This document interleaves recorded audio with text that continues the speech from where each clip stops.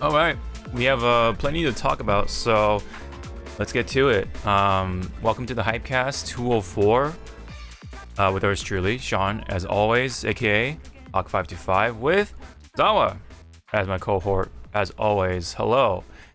Yeah, so as you can see the docket, for those who are watching, and I guess for those who are listening, we have a lot to talk about regarding to a couple of games. Most of them did get revealed during Tokyo Game Show or around Tokyo Game Show, and it was pretty jam-packed this time around, especially with, of course, the fighting games. We definitely have plenty to talk about those, and not to mention we had the Nintendo Direct, we had the PlayStation State of Play, the Sony State of Play. There is stuff to talk about, definitely. So and then there's like even small little things that are definitely worth talking about. So this was a pretty jam-packed week, I would say. So while I would like to have us talk about Tokyo Game Show itself, let's just go right into the fighting games. That is what we always do. So right off the bat, just like with the PlayStation State of Play, it just right away starts off with Tekken 8. So let's start off with Tekken 8. So it was revealed, of course, to be number 8. What was your, I guess, takeaway from all this? Who's gonna die in this game? Gonna be Daddy or the son? I don't know. And if the son dies, who takes his place? Mm-hmm. He has his cousin and his uncle. Like the bastards. I guess. Oh yeah, because Lars is related, yeah. And then and then Lee Chaolan is adopted, but he's like affiliated with Heihachi in some way. I think. And then you have Asuka. Yeah, you're right. You have like 3 potentials to take Jin's place if he dies. If he dies, yeah. I have a feeling in this one, I don't think they'll kill off either of them, just because it's a little too soon-ish. I feel like Kazuya would have to be old like his dad in order to reach that point, right? Like to just let go of them in the story anyway. I think Heihachi will just like come back as a DLC character, and they'll have like some sort of excuse like, oh, I'm from the, I don't know, this universe or something. Different voice and everything. I'm proud of myself. Mm-hmm. It's like different voice. Like, really? Mm-hmm. Yeah, with the different voice, of course, because two of the voice actors passed away over the course of time. So it's there's that situation as well. So who will carry that torch if we have to cross that bridge? I don't know for sure. Maybe what's his face? Either. I forget his name, but he voices Crocodile, and then right now he voices Chi-Chi's dad and like some few other characters, and now he also voices now Whitebeard in the newer One Piece stuff, and especially during the flashbacks. But anyway, which is kind of ironic, but anyway, anyway, so maybe that voice actor or Blackbeard's voice actor, maybe potentially. To voice Heihachi next, I guess. But yeah, so I opened all the tabs for it. Let's check out the trailer first, of course. Oh yeah, it's right here.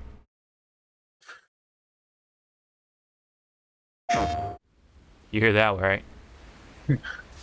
Yep.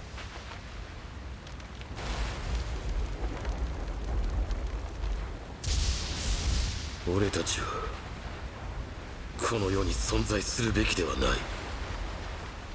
愚かだな、風間陣。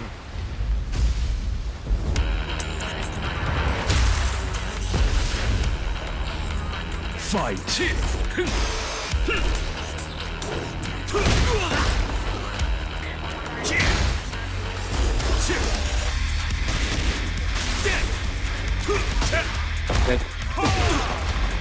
I want to play this game on my PS4. Let's see how. PS4, yeah, see how it handles. I think this is only Like, not PS5, funny enough. Yeah. But like, not even like the logo shows on your PS4 just dies. Yeah. It's like, yeah, I'm not. It's like your PS4's like, I'm not trying. I'm not even gonna try. Yeah.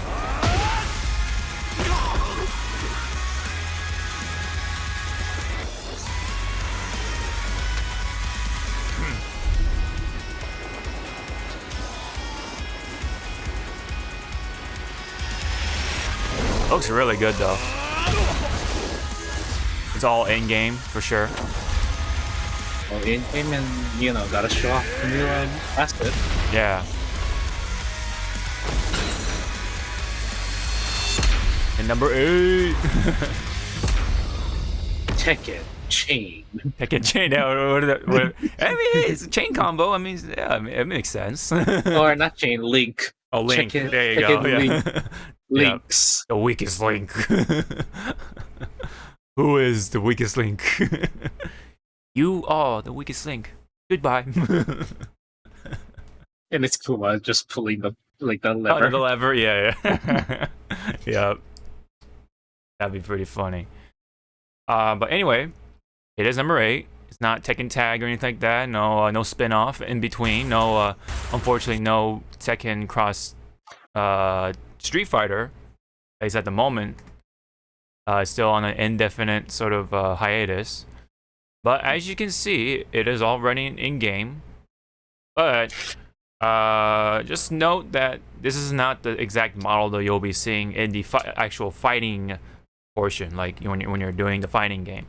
They always do this, like they always have like a high res model, and then they have a lower res model, which is like the actual in-game model that you use for the actual fighting game itself. When you're actually in the game, so to say. This, of course, is what you will see in the cinematic side of things, like the story mode and such like that, or victory screens and intros and the cinematic supers and stuff like that. So that's just how it works. And they do a good job transitioning between the high res and the lower res in-game stuff, assets. But nonetheless, though, it looks really good. Like, the in-game stuff does look really good as a whole. Anything you wanted to comment on when it comes to the visual side of things? I'll just put this on the background.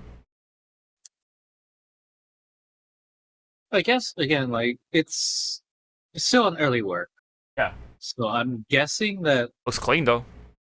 yeah, later down the line, when it's more polished, we're actually gonna see like if a stage has like a weather stage right here, you'll actually see like water particles, their sweat and stuff. Yeah, good question. Those small detail. Apparently, this stuff is what we'll see in story mode. Like these exact scenes, I guess, is what we'll see. Of course, there's some like editing and stuff like that exclusive for this trailer, so I don't think we'll see like exactly like this, of course. But there is something to take away from when it comes to the gameplay side of things, like I don't know if crumple state is the correct term for it, but when you corkscrew, I guess you can say, corkscrew somebody. Let me see. There's a counter hit. Yeah, so when he's corkscrew like that to the ground, it's the same thing from 7. So there is a lot of carryover from 7 to 8. So we're gonna see the same or similar mechanics, at least for sure. The rage art could make a return as well, and of course Jin is already different with the Sephiroth wing and the punch and stuff like that. That's pretty much, I think, is going to be his rage art, quote unquote. But yeah, we'll see how the rage arts work in this one, because the last one is basically when your HP is low, you have a comeback mechanic in a way. You use that either to burn it real quick with the rage art, which is a cinematic super, or rage drive, which is more of a utility thing. Like it works like a level 1 super almost, but very, very helpful in a number of situations when you're in a tight spot. Also, if you keep the rage mode, you have more damage on your side. You have a buff, like a enraged mode almost. or just rage mode. Yeah. So we'll see if those mechanics make a return here. I imagine so, but we'll see. Maybe it'll work a similar way with like Soul Calibur, because Soul Calibur, from what it looks like, is very shaky in its future, and I don't know if it'll ever make a return unless someone brave enough will take the mantle and make another Soul Calibur game. But at the moment, it's kind of dead right now when it comes to future games. So maybe they'll just have some of the Soul Calibur aspects carry over to here. Maybe that's my guess, but I think for the most part, it'll be Tekken, for sure, with the update, of course. Yeah. And I think it'll stay 3D. Some people are saying like, oh, it's gonna be 2D, just because we didn't see like the guys moving side to side or anything like that. I don't think so. That's not Tekken. Yeah. Like Tekken to me is a 3D fighting game. I don't think that'll ever change. If they do, then it's not Tekken anymore. It's every other fighting game. Yeah, pretty much. 2.5. Mm-hmm. Exactly.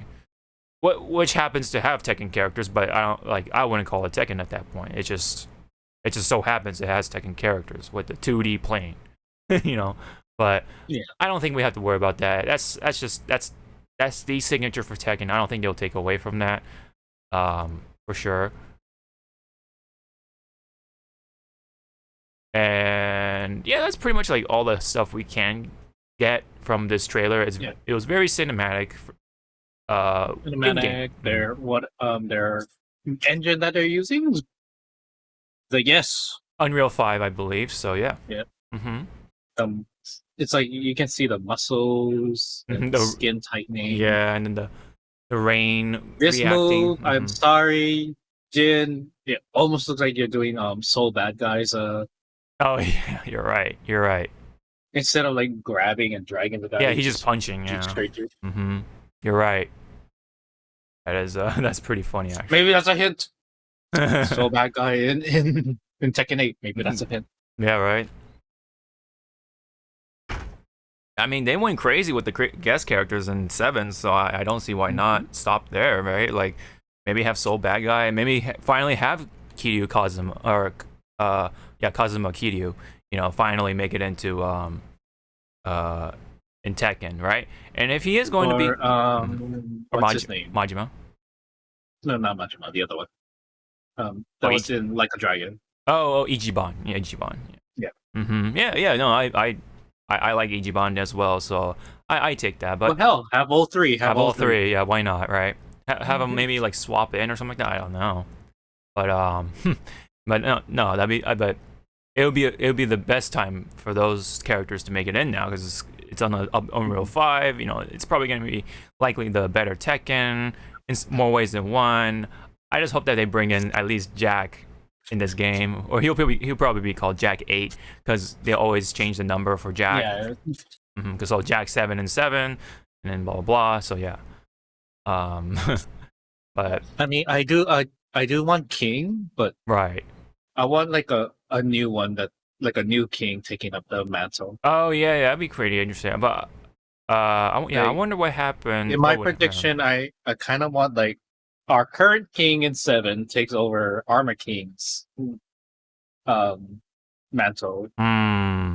That's in 7, because this is my crazy conspiracy. Yeah. Current Armor King retires. Current King becomes Armor King, and then new protege takes over. Takes over the King for 8. Yeah. Yeah. Yeah. Marduk is still Marduk. And guess what, kids? He's fucking huge. Yeah. Bigger. Yeah, I kind of wished, as you bring up size, I hope Fakuram actually is big, because like they made him to be like really big in the trailer, but then like they like shrunk him down in the in-game stuff, so it was kind of disappointing to see that. They did the old Sakurai. He's too big. So they shrunk him down. So. I mean, same thing with Gigas. Like Gigas, like in the trailers, I believe he was like huge, wide, and then he's just like he's kind of like Jack's. Yeah, he's kind of like Jack's size, like in game. So I would say, maybe a little bigger or just wider, but maybe not, but definitely not taller, for so to say. Maybe they don't want to be having these like tall ass characters in Tekken, but I don't know. Maybe in 8 that will change because of the Unreal 5, or I don't know, the philosophies and design philosophies or something like that. Hopefully, it will change and they'll be willing to take a step out of their boundaries to make taller characters. But we'll see. But yeah, again, not to take. There's nothing to take too much away from this trailer, other than the graphics are looking real good. You see the classic mechanic, of course, and classic fighting game stuff that you expect from Tekken. Kazuya and Jin are pretty much the main characters of the story. They'll be finding out just like what happened with Kazuya and Heihachi in 7, and yeah, so pretty much that is pretty much that. And Jin looks like has full control of his devil gene, so to say. Especially now that he has a one-wing thing going on, so we'll see how that happened or what is happening with Jin in the story. So yeah, probably new rage art stuff. Probably it'll get tinkered around. So yeah, anything else you wanted to say about Tekken? Otherwise, we'll go through like the other tabs. Well, since you brought up Jin's double gene, maybe this might be a good opportunity. Instead of Jin and Devil Jin are separate characters, make Devil Jin as an install. Yeah, no, that'd be that would make sense even from a gameplay standpoint. Yeah, definitely. Instead of having, as you said, that he looks like in the trailer, he finally mastered it. So why not? Yeah, because we've seen Kazuya kind of like transform, kind of flip back and forth. Why not the sun? Yeah. That would be pretty cool.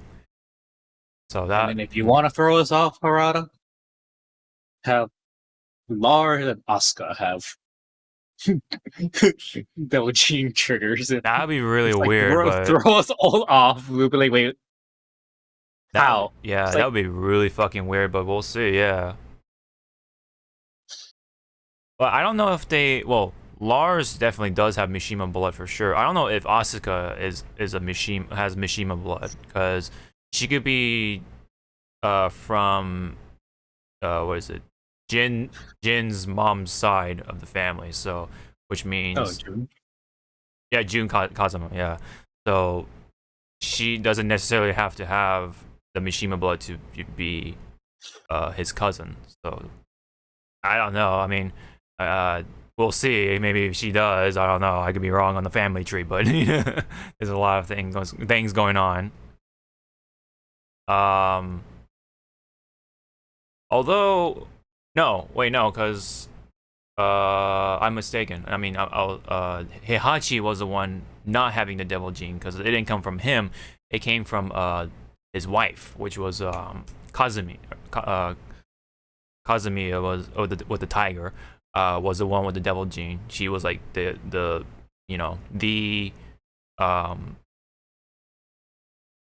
successor, I guess you can say, the successor of the devil gene at the time. So that's why Kazuya and of course Jin has it. Yeah, devil gene. Yeah, because it skipped the generation, I think, or something. Well, because I don't know if it skips a generation or anything like that, but necessarily. But it comes from the wife, not Heihachi. That's why Heihachi wanted the devil gene. That was kind of his story too, as on top of him being the king of the Iron Fist or whatever, or being the champion of the Iron Fist for however long. But anyway, yeah. So we'll see all that unfold of what's gonna happen with Jin and Kazuya and all the devil gene stuff. It's speaking of story though, and Harada. Apparently, Tekken has a world record for the longest cohesive storyline in a video game. Not longest in a fighting game, but in all video games. So I think I don't know if this was awarded, okay, so this was awarded a long time ago, but someone brought up as a reminder, right, on Twitter by the name of Thorgus Arcade. Someone brought this up as a reminder because this was, because this was awarded on, one was awarded on 2016, and then the other was, no, wait, as of the release of, oh no, this is saying the release. Okay, so that's the release of the games. Okay, my bad. So I guess maybe this was awarded recently. I'm not too sure then. But yeah, so I didn't think Tekken would get that record. I mean, he got the plaque, so congrats to Harada and his team for, I guess, having that world record for the longest storyline. Unbroken story. I guess it is true because, like, if you think about it, pretty much every game is always like, it always continues the story. But when you see other games, they always like go, they always do the this one's a prelude, or this one's a spin-off or something, or this is like this character's story or something, or you know what I mean. So I never thought about that, but it's crazy to think that of all the games, Tekken is the one that always has been cohesive for the most part. So yeah, so even Thorgus even kind of confirms it, that the games always go by 1, 2, 3, 4, 5, 6, and 7, of course, right? Not so much like, like I said, like here's Tekken, and then Tekken 2, and then Tekken 3. Oh, but all of a sudden Tekken 4 is a prequel to, or prelude, or prequel to Tekken 1 or whatever, right? Like Devil May Cry did a prequel in Devil May Cry 3, right? Because that's when Dante was at his youngest, right? And then you have Virgil coming in as his introduction, and that was supposed to be like his origin, their origin story, so to say. So you know, games like that, you have to think about. That's not a cohesive thing. It's not continuous, so to say.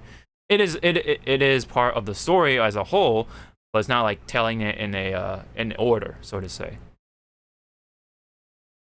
So yeah, again, like that's kind of crazy to think about, that Tekken has always been sticking to their guns, so to say, you know. And even Street Fighter doesn't do that, because Third Strike was like far into the future technically, but then 4 was like, oh, this was before this part of the timeline or whatever, and then 5 is the continuation of 4, or direct continuation of 4, but it was like kind of like jumping back and forth thanks to 4, so a little confusing.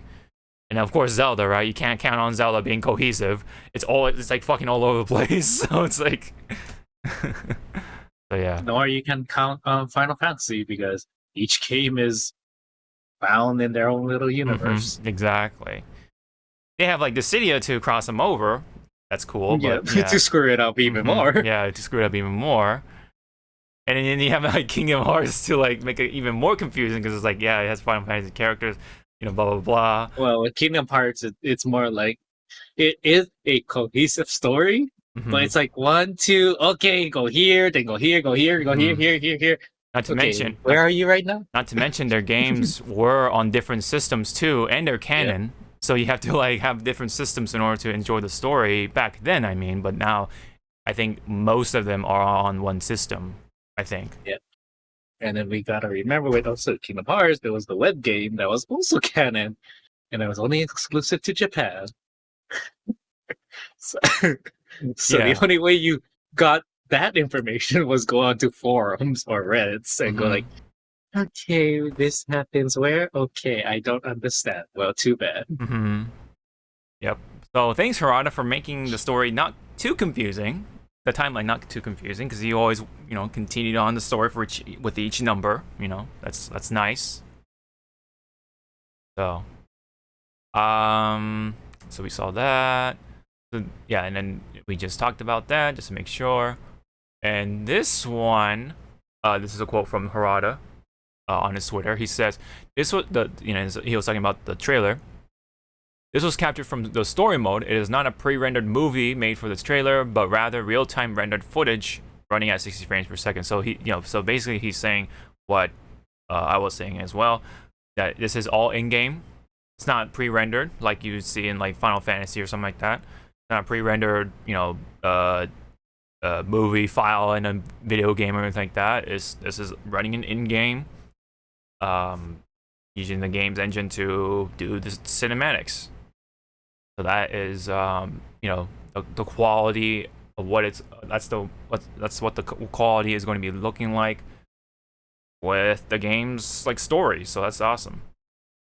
We lived in a time where all the good cinematic cutscenes were all pre-rendered, so they look entirely different from the in-game. But now the in-game is doing all the work because the in-game graphics are just really good. We're at that point now, so that's awesome.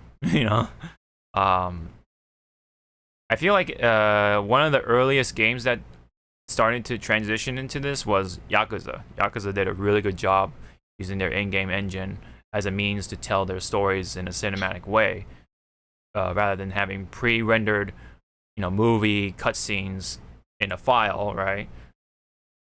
Just like, hey, back in the day, like with Final Fantasy X, all the Final Fantasy games, pretty much. So yeah, we're at that point. Yeah, so the game's engine is telling the story essentially. That's pretty cool. All right, I think that's it for Tekken. If we don't have any more comments, if we're good on that. Okay, it's now time to move on to Guilty Gear Strive. It's a little quick, but worth noting nonetheless. So let me open up the tabs for Guilty Gear. So I noticed this. This was from the backyard, which is like the developer's journal, so to say, from UFOTable regarding to Guilty Gear Strive, and this was a snippet from with the screenshot here regarding to Bridget's gender. And UFOTable was here to like hard confirm, finalize, like this is it, saying that end quote, we received many inquiries about Bridget's gender. After the events of Bridget's story in arcade mode, she self-identifies as a woman. So as to whether he or she would be the correct pronoun for Bridget, the answer would be she. There you go. Yeah. I mean, I guess, yeah, Daisuke's team kind of was getting tired of the whole. Mm-hmm. I'm just gonna call it a little gender war. It was really a gender war on forums and Twitter, like. Mm-hmm. Like the he or she side, and it's like, Jesus Christ. Mm-hmm. Just let Bridget be Bridget. Exactly. If it's being too hard for you to say he or she, just call Bridget by their name. It's kind of easier. Right. I get it. Like, a long time ago, the first time you've seen Bridget, back then, Bridget identified as a he, because yes, originally he was born as a boy who was born in the village of superstition, and that's why it was like something about like they couldn't have like two boys or something like that, so it had to be a boy or girl, or boy and girl, excuse me. If you have two boys, then you'll bring bad luck to the village or something like that. I could be getting it mixed up, but that's pretty much the basis of it. That's why Bridget dressed up as a girl by the choice of her parents, and she was fine with it over time, right? And then there was a point where, and mind you, the parents felt bad for that, but they had to do it because that's what the village, that's the village like tradition, so to say. At one point, Bridget had an opportunity to go back to being her original gender, but then she felt weird, uncomfortable. That's actually in the story, and that's why we get to the point of Guilty Gear Strive's part of the story, where if once you play Bridget's arcade mode, that's the starting point, right? She doesn't feel comfortable, or she doesn't feel quite right going back to being a boy. That's why by the end of the arcade mode, she made the hard choice. She makes a choice of identifying herself as a woman, a girl, female. There you go. And what's even more interesting is that not only Kaikisuke, kind of like supported that choice because they were fighting. Gold Lewis, who was kind of like behind Bridget, I guess most of the way, or at least a half point, was also supporting. He was kind of like being like a second dad to her, and showing that, hey, whatever you do, that's your choice, and you'll know when you have to cross that bridge, what to do and stuff like that. Like trying to give her supporting advice and stuff like that. Something like that along those lines. So it's pretty cool, like to have that sort of story being told in a fighting game like this. And so people can. There are people who can relate to this, especially with all the transgenders that are coming out, starting to be open about it and be more comfortable at this point, and and I'm all for it. I respect that. And so while yes, I do understand that you grew up with Bridget being a boy and all that stuff, things change. It's a story, so there is and as long as there's a story behind that makes sense and it's cohesive, then I'm all for it. If it's just like, oh, we just changed Bridget's gender just for the sake of checking off the diversity graph, like with Overwatch and stuff like that. Remember that graph, that stupid graph? Like, oh, it doesn't quite meet the diversity meter, so so that character isn't as diverse or whatever it doesn't represent. Anyway, Bridget's story behind that feels genuine, cohesive, makes sense. So I can get behind that. So anything you wanted to chime in on regarding to that, or not really? Yeah. The wars ended. Yep. Can we have the next character, please? Mm-hmm. Which I want to predict. Yeah. ABBA? It's gonna be Johnny. Or Venom. Or Venom, yeah. Or maybe both. Maybe they can throw us a bone. A twofer? Yeah. Yeah, 2 for 1. Mm-hmm. I didn't even know Bridget had, or I didn't even know Bridget came from a rich family. I didn't even know that. I guess it was like a high society village, I guess. Huh. Interesting.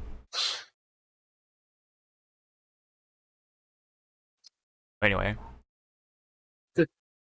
Yeah, so that's I think that's pretty much it. I think maybe there might have been something else too. I think it's just mostly about Bridget.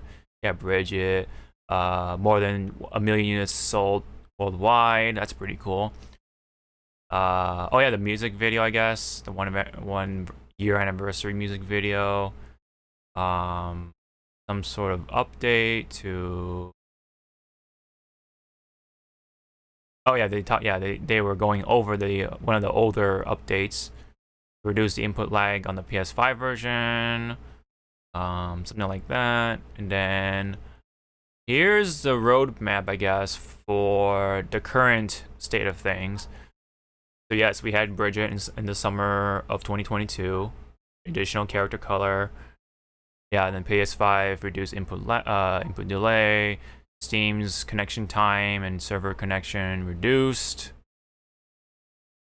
Right, and then now there's gonna be the crossplay. That's right. They did talk about the crossplay. They're gonna have a beta test of that sometime in the fall. Between the PS4, PS5, and Steam. I think it's in either end of September or October, as it says in the roadmap. And then in that same season, a new character will be announced. Winter will be a little quiet, except for a balance update, balance patch. And then somewhere next year, we'll have plenty of other characters and stages to come. So that is the gist of that. Get on to Street Fighter 6. This was a big one. This was a huge dump of news. Let's play this trailer. Chum. Keep coming! Keep coming! Keep coming! No! Hey, stop! Watch out!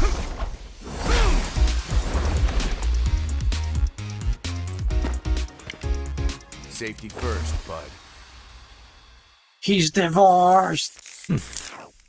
Ah! You You any idiots. recruit? Yeah, gotta say, you're photogenic. Again, you can call me Luke. We're just coach. Alright. Be honest with me. Be completely honest. Yes. Are you gonna play this mode? Like, Yeah. be honest. Yes. Okay. 'Cause yeah. I'm not. I'm not. I'm going straight to the online. Really? I mean, I want to get my money's worth. So yeah, like why not try out the big like single player mode? And as a reviewer, I mean, or as someone who does make reviews, I feel like I should cover most of the major modes anyway. Major mode, yeah. Mm-hmm. I do want to try. There's a mode in this trailer that shows a little bit of it. I really want to try that mode online to see how bad it's gonna be. Oh yeah, yeah.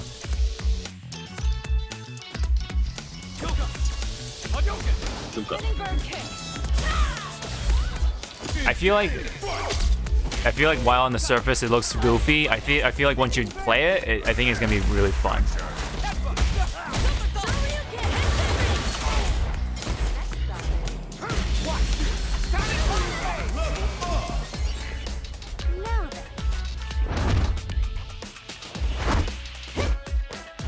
Ryu just there I know. touching your ass.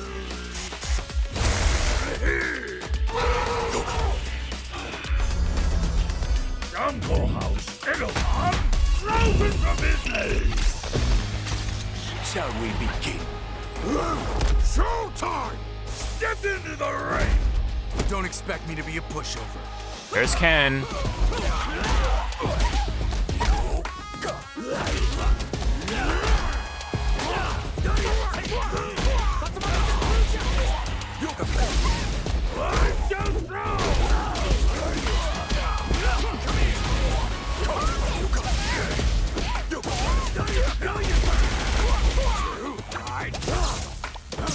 That small little Dhalsim combo, you can hear the entire world raging. Yes.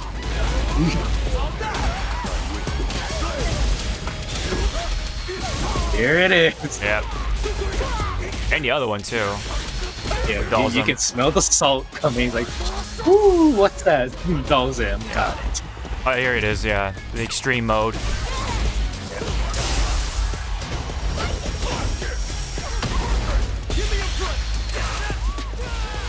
And here's the battle hub.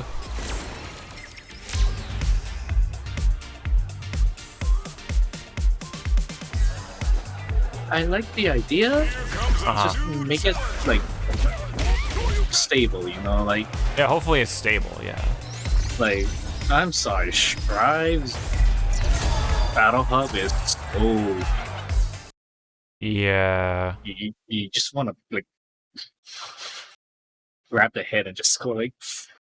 The lobby. It was a in good that- attempt, guys. Yes, the lobby in that game for Strive is probably the biggest, one of the biggest detriments in how that works. Unfortunately, especially early on.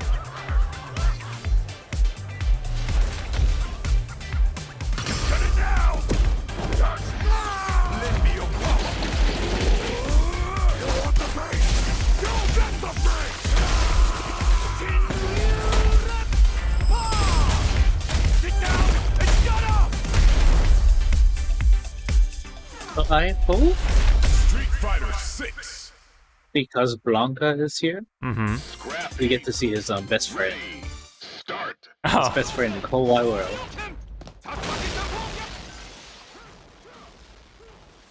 are you talking about like Dan or? Both Dan and Oh, I know Sakura. Sakura. Yeah, I don't know. We'll see Sakura for sure because she's super popular. But Dan, yeah, I hope we see Dan. Or to kind of like throw us in a in a loop. Sakura's in the game, but she's a commentator. Oh, right. But it's like I wouldn't mind that. I'd be like, holy shit, she's actually doing her job. Yeah. So, there was a lot to talk about, right? So, let me see. Hold on. Let me open the other tabs as well for Street Fighter. There's a lot to uncover here. I wish you can like open them all at once, but I can't really do that on the docket. But whatever. It's so while Hawk is opening these individual links, mm-hmm. So everyone with Street Fighter 6 coming out, we already have a lot of returning characters. Most of them are World Warriors. Yes. And that some of them really had a good glow up. Mm-hmm. Blanka really got the good glow up. Yeah. In my opinion. Yeah. And then with the engine that they're using also, a engine. lot of the characters facial, like their facial animation and such are really, really good. Mm-hmm. Yeah, it's just they're like very expressive. very different. For example, E Honda's. Oh yeah. E Honda is very expressive. Like yes. And there is one screenshot of Ken's face later on I would like to show that really like just shows how much expression there is in the game. It's really fucking funny. But let's go over his Ken. whole face. But let's go let's go over Ken's story for the most part because his was like the biggest like in the I guess in the current roster because of what was leaked previously. So people thought, or this leaker thought, or no, not really thought, but leaker said, excuse me, that Ken was gonna go through the divorce and he's gonna be a bum and lose his fire. That leaker just ran with it. Mm-hmm. Yeah. So I'm sorry, leaker. I kind of want someone to go like, Ken divorced, huh? I want to explain why did you delete the tweet? Mm-hmm. I wonder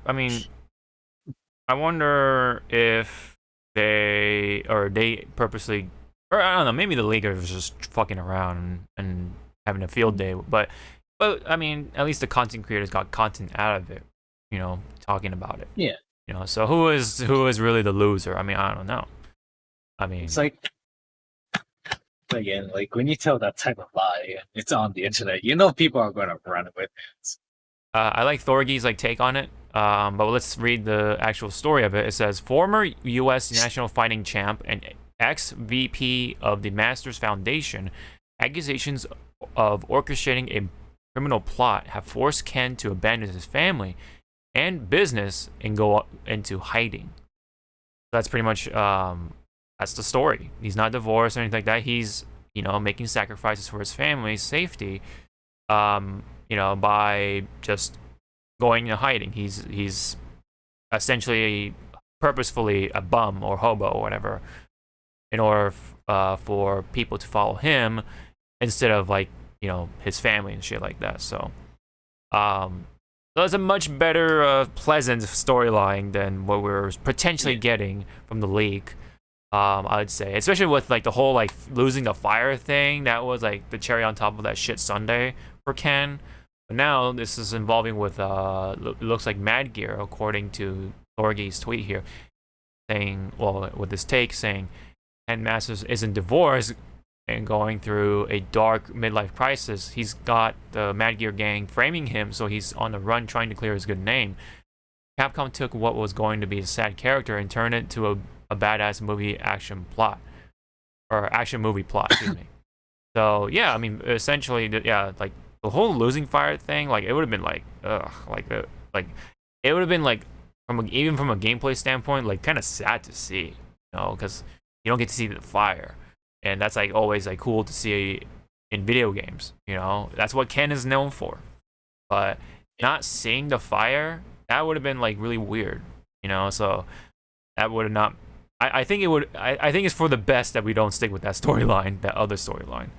So this is, I think, better, especially for Ken. It makes sense. Yeah. What's it called? The bad end in the bad visual ending. novel. Yeah, the visual novel. In the exactly. visual novel of Street Fighter 6, we got the bad ending. Right? Could you imagine? Oh man, that'd be Sad. But seeing that this Mad Gear gang framing him would actually kind of like maybe tie in, but cannot be Chun-Li anymore because she's retired. So Cammy. I want to say Cammy is the one that's fronting this investigation. Okay.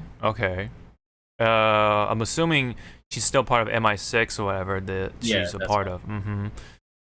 Or British. It's either that or hey, maybe in the shadows of the Mad Gear gang, Sea Viper is there. Oh yeah, you're right. You're right. And then you just see her like in the cutscene using her flip phone. She didn't upgrade yet. She's still using a damn flip phone and going like, okay.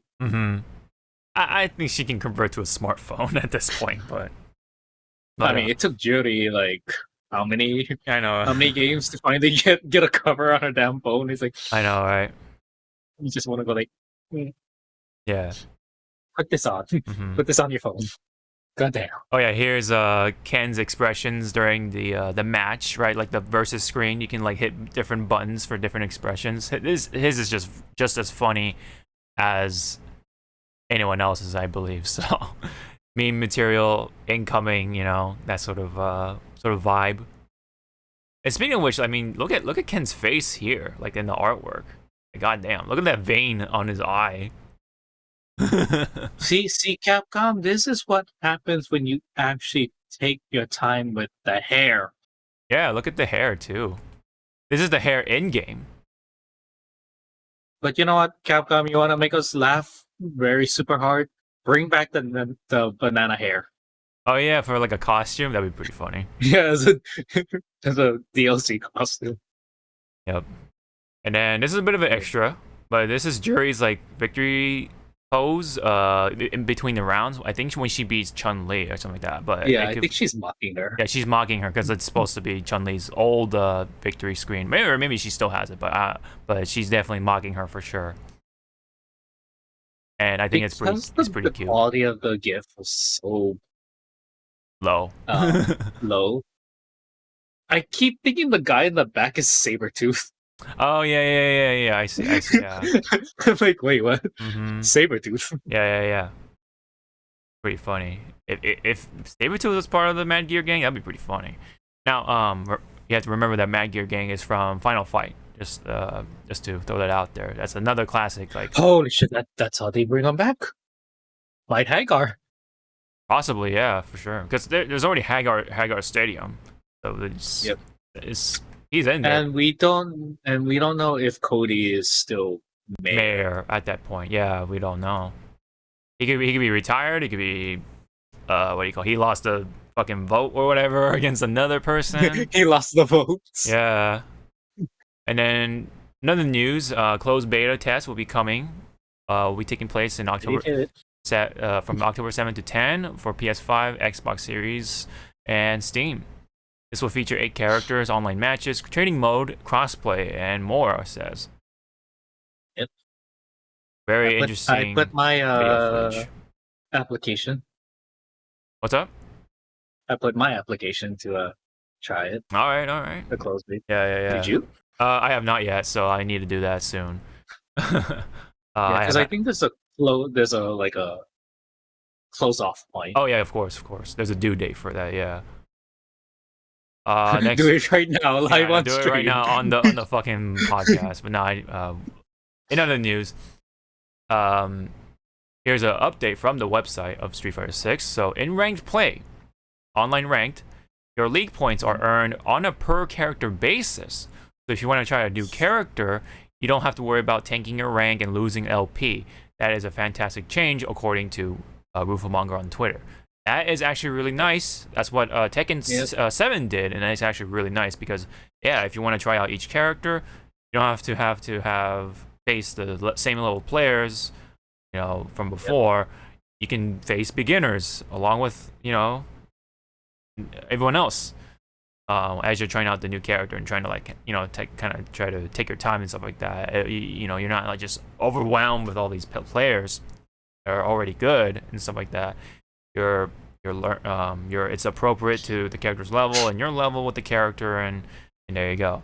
So basically, if you try out a DLC character that comes out, you're facing beginners a lot. Or more likely, because that's how it works now. That's really good. Yep, I like that change because again, like, let's say you play Ken all the way up to Platinum, and you're tired of playing Ken. Yeah. And just like how like past like Street Fighter 5, okay, I'm gonna try Folk. Shit. Yeah. Going against like other plats. Well, I have zero knowledge. Right. It's definitely. So this is a good like. Here's my main. You can see, how much time I put. Okay, here's my secondary character. I'm gonna try. Let's see how far I'm gonna get to, like, until I go like, you know what, maybe this character is not for me. Jump to another one, and keep building. I think this is. I like this. Yeah, I definitely like this change. I like this. I believe this was also a thing. Now that I remember, in Street Fighter 4 to some extent, because there were points tied to each character as well. But I don't know how well that worked, because you also had BP, which was your overall rank in general. So it's like I don't know how that worked. So, but I think this is just gonna have character points, right? So for each character, you'll have a separate thing.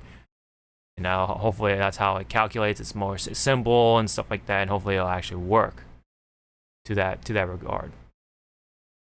All right, so next one up, King Jai, a content creator who usually plays like Tekken. He's more well known with like Tekken stuff. He also plays other fighting games as well. It looks like he had his time with Ken. It looks like, so he on Twitter he says, "For the time I had with Ken, I found out. Well, what I found out is that Run seems to be more technical than Street Fighter 5. Special moves have different properties in Run mode. Has a new 3-kick target move. Two new special moves he has. That's pretty cool.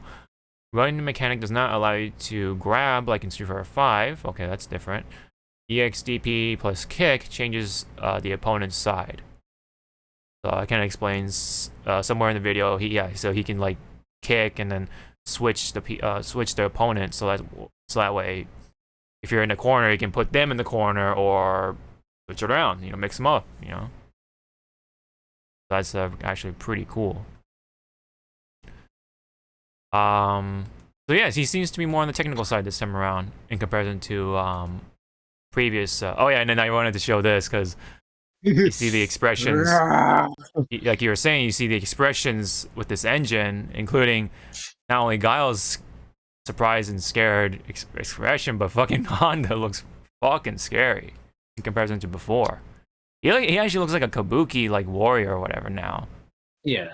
On top of being a sumo wrestler. Just imagine like you're sleeping, and Honda's face is like right there at the edge of your bed. It's like, whoa. Like, my sleep paralysis demon is here. Yeah, it just looks really funny because it's like Guile of all people, and then you have Honda just behind him. This is also meme material right here. I kind of want to see. Okay, we see Guile like shitting his pants. How would the girl character? Yeah, I know, right? Characters like facial expression would be like. In this super, yeah. Right there. Yeah. That freaking piece of Honda. You took the last rice ball, didn't you? Like... yeah, he's pissed. He took the last bit of the chanko nabe, because he loves chanko. That's why he's pissed. Or it's like Guile's like about to take the last piece of the takoyaki. And and his Honda's just coming in. Yeah. It's like, oh shit. Yep. Pretty much. By the way, yeah, this is like looking great. And in that alone. And then there's one more thing today. One more thing. One more thing for sure. Let me actually try to find this on YouTube. On the tube of views. On the tube of views, exactly.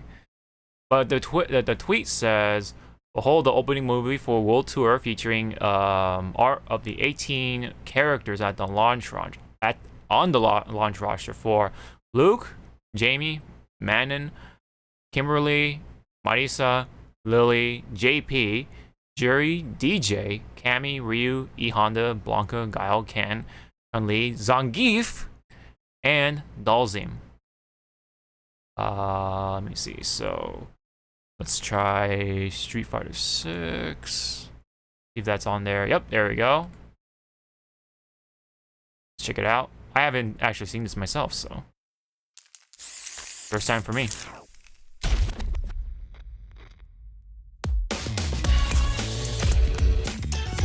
So I've been thinking about strength, man. Strength, might, the power to fight. There you go. Is it money, authority, a JP, cool job, a ton of likes? Okay. Let's keep it simple. I want to be strong. Can you believe it? Zangief, self-driving cars. The time's coming. We'll DJ, rockets to Mars. Yeah, that's like that. And yet you still got folks out there using their fists and bodies to seek strength. Yeah, I hear you, man. We're all a bunch of fools. But, you know, if you want to know about strength, you just got to get to it. We fighting fools are all getting to it on the streets.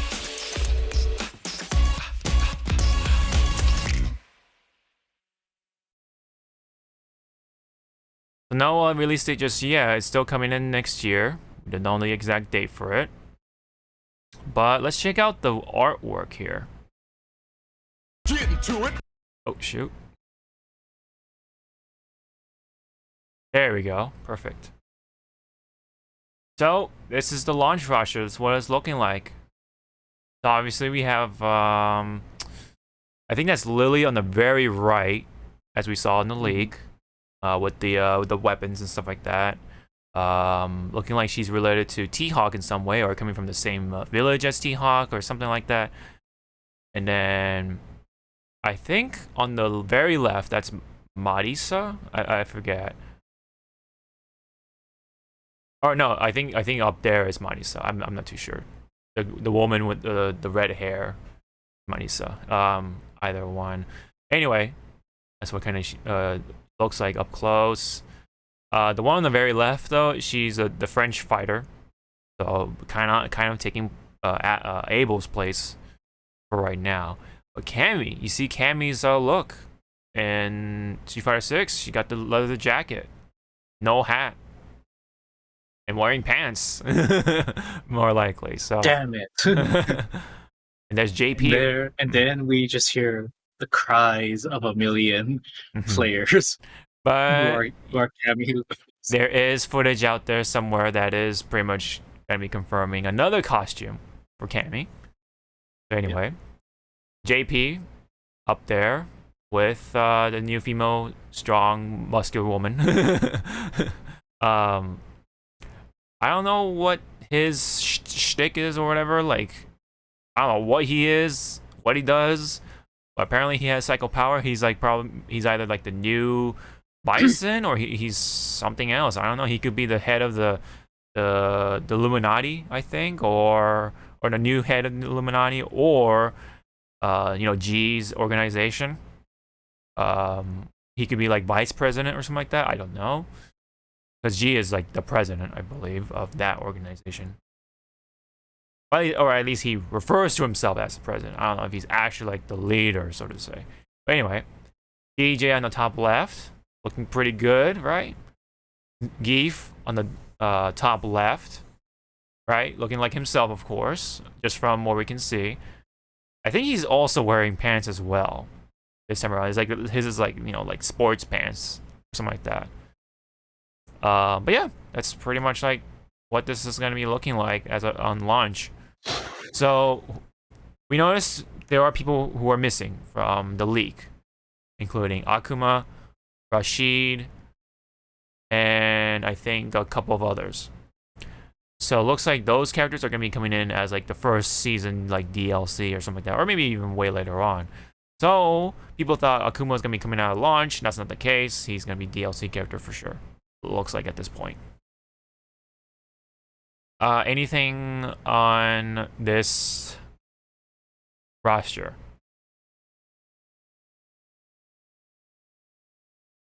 I like it. It's just that Blanka, they did him dirty. He looks tiny. Yeah. Why is he hiding? Yeah, he's like in the corner. At least he's not blocked. You can still see him. It's not Mike Wachowski or anything like that. Yeah, like you don't see like the "we fighting fools" or getting it, and then like it's like right on top of Blanka or something like that. Yeah, you know. And if you notice, Ryu is the only one showing his back. Yeah. That's. I mean, we've always seen Ryu. We know what he looks like, so it doesn't really matter. But he's just looking cool, you know. He can do what he wants.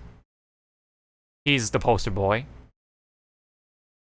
I don't know. According to this poster boy, it's Luke, eight in the middle. He is kind of the star of the story mode this time around, so that's true. But he's Ryu is a poster boy overall for the game, for the overall game, I'd say. But yeah, I mean, Luke is kind of like taking the starlight for, or the spotlight for, when it comes to story mode. It looks like, yeah. But yeah, I mean, we got to see a better look at the newer characters such as Lily, Marisa, JP. I forget the French woman's name. That's one lady. Yeah, one lady. Yeah. What was it? Oh, it's over here. It might be Manon, but I could be wrong. JP, yeah, I think it's Manon instead. I think because Marisa is a red-haired chick, and she's from Italy, I believe. So that makes sense on that level. Yeah. So anyway, that's another dump of news. It's like they're just like, all right, this is what the launch roster is gonna look like. Boom. You know, it's like, oh, okay. But it's 18 characters. That's actually a good handful of characters right at the start. Of course, someone's gonna be complaining. 18? It needs to be 20 at least. According to this guy. Like, Strive came out with like what, 12? 10? Yep. Yeah, it was like low in comparison, but it was still pretty fun at launch. So we have this many characters to like fuck around with at the start. So not to mention you're gonna be people are gonna be playing the story mode, so you're not gonna be playing those characters a lot. You're gonna be playing your character because it's the avatar, the player character, right? So speaking of which, from what I've been seeing with the character creation thing, it looks pretty detailed, right? Because you can like change the jawline and like the nose and like a bunch of like stuff. And I guess they didn't want to like obviously show everything, so that's why some of the characters do look a little plain Jane, you know. But obviously you can probably be pretty creative with it. It looks like, but we'll see. But anyway, this is what the launch roster looks like, so I'm all for it. There's Geef. I got my grappler, right? I want to try E Honda because he looks fun.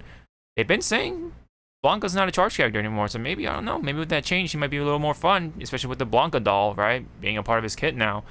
He's gonna be pretty fun, right? Or at least very different. Guile looks pretty fun, you know, of course. Ryu, Ken, etc, etc. So what is your overall comment on Street Fighter 6 so far? You think it's like gonna be like a really good launch for 6?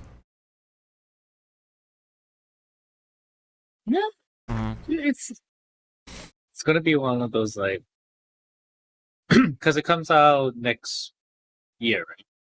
Ish, right? Yes, it's at 2023. I'm mixed up my dates, but anyways, it doesn't have a date yet, so yeah, so we still don't know at the moment. So as long as you know this game doesn't clash with any other fighting game, it's gonna be good. Yeah, it's gonna be pretty good. Yeah, like it's looking really good. It seems also like this time around, the Capcom team is actually taking what worked and didn't work of their past games, and they're actually finally implementing. Like, hey, yeah, because like, you understand 5 had some of its gimmicks that wasn't, fun. So we're gonna try something else, tweak it a bit to make it fun. I noticed that everyone has their stuff, their kit, like at the start. Like it's not just like locked behind a V system, right? Because when you activate the V trigger, that's when you have all of the character. Well, that's tied behind a comeback mechanic, which one of the only ways to get that comeback mechanic is, well, you getting hit. So now with this, you have all the moves, you have all the stuff off the start in each round. So you have all of the character at that point. So you have all the character's potential right off the bat. You don't have to like wait for stuff. You don't have to you don't have any prerequisites. So you can go at it.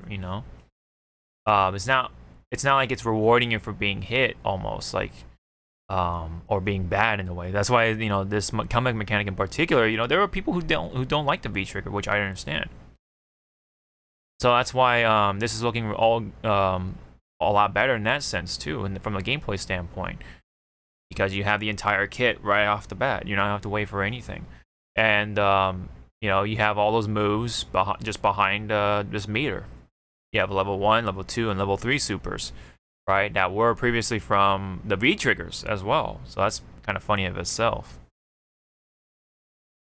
So again, like because it's not behind a comeback mechanic anymore, you don't have to get hit in order to get those moves, so to say.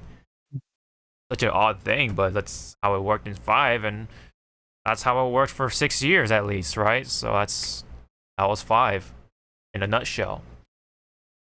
Get hit, you get moves, essentially. But here, none of that. You have the drive gauge, you have your meter. Looking like a lot more of a robust, all-round good Street Fighter. RE engine and everything. Characters look better. You got some more stuff to do. Character designs look really radical. I'm all for it, man. Looking really good. It's been like positive reception pretty much most of the way. Other than some like maybe the character's face could be better. I don't know, but hey, man, I think overall they look better. Kimberly's forehead looks a little big. Who cares? Cam looks way better, dude, from before, man. His banana hair gone. No more banana hair. It's all about the strands. He's wearing he has the he got the L'Oreal hair almost. Not Head and Shoulders, man. He's got the L'Oreal hair. Anyway, looking pretty good. I'm looking forward to it, along with Tekken 8. So next year we're eating good, man. Fighting game fans are eating good. I'm all for that. It's gonna be that the Shaquille O'Neal meme. Yeah, I know. The spicy the little spicy wing he like licks and is like, ooh. Exactly. Well, others is gonna be what's the actor's name? Heimdall's actor's name. I'm sorry, what? Heimdall's actor's name. Oh, Idris Elba, yeah. Yeah, Idris. There others will be his meme just coughing. Holy shit. Yeah. Like, yeah. We'll be like, what's wrong? Yeah. Good. Oh, yeah. Yep. So that is. Oh, okay.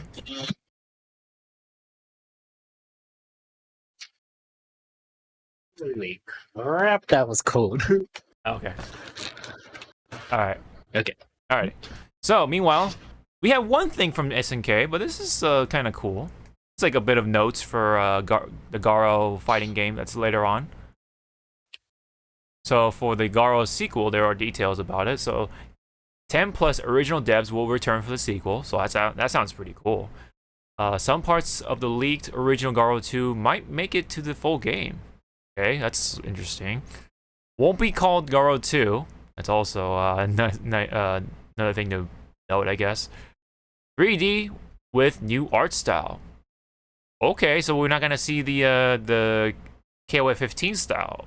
Okay, that seems to be promising. Okay, Oda is cool with guest fighters. All right, well there you go. This is gonna be another game with guest characters in it.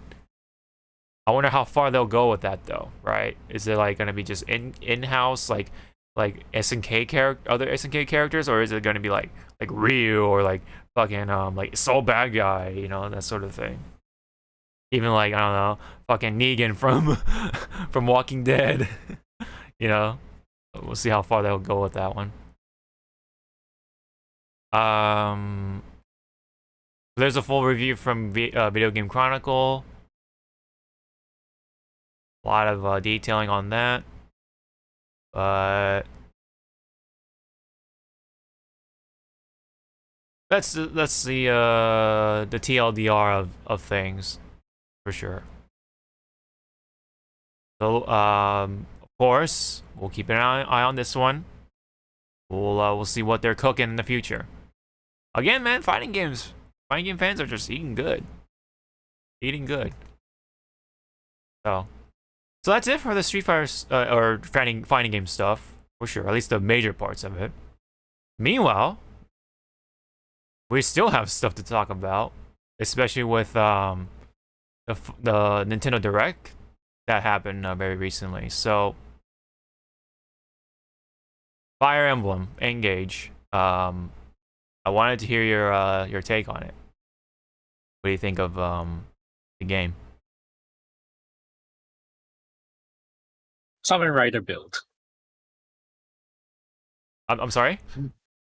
Type in Kamen Rider build and you're gonna laugh your ass off because of the color scheme. You know what's funny? That's the first thing I thought when I was reacting to the Nintendo Direct. I'm like, is this something from like Kamen Rider? Like the colors were so loud. The blue and red, like, were so loud to me. And you know what's funny? The artist for this game is the same artist for the person who drew, I forget her name, but she also has Red and Blue in Fate Grand Order. She was like one of the more newer servants that came out, or is coming out. Or no, I think she came out recently.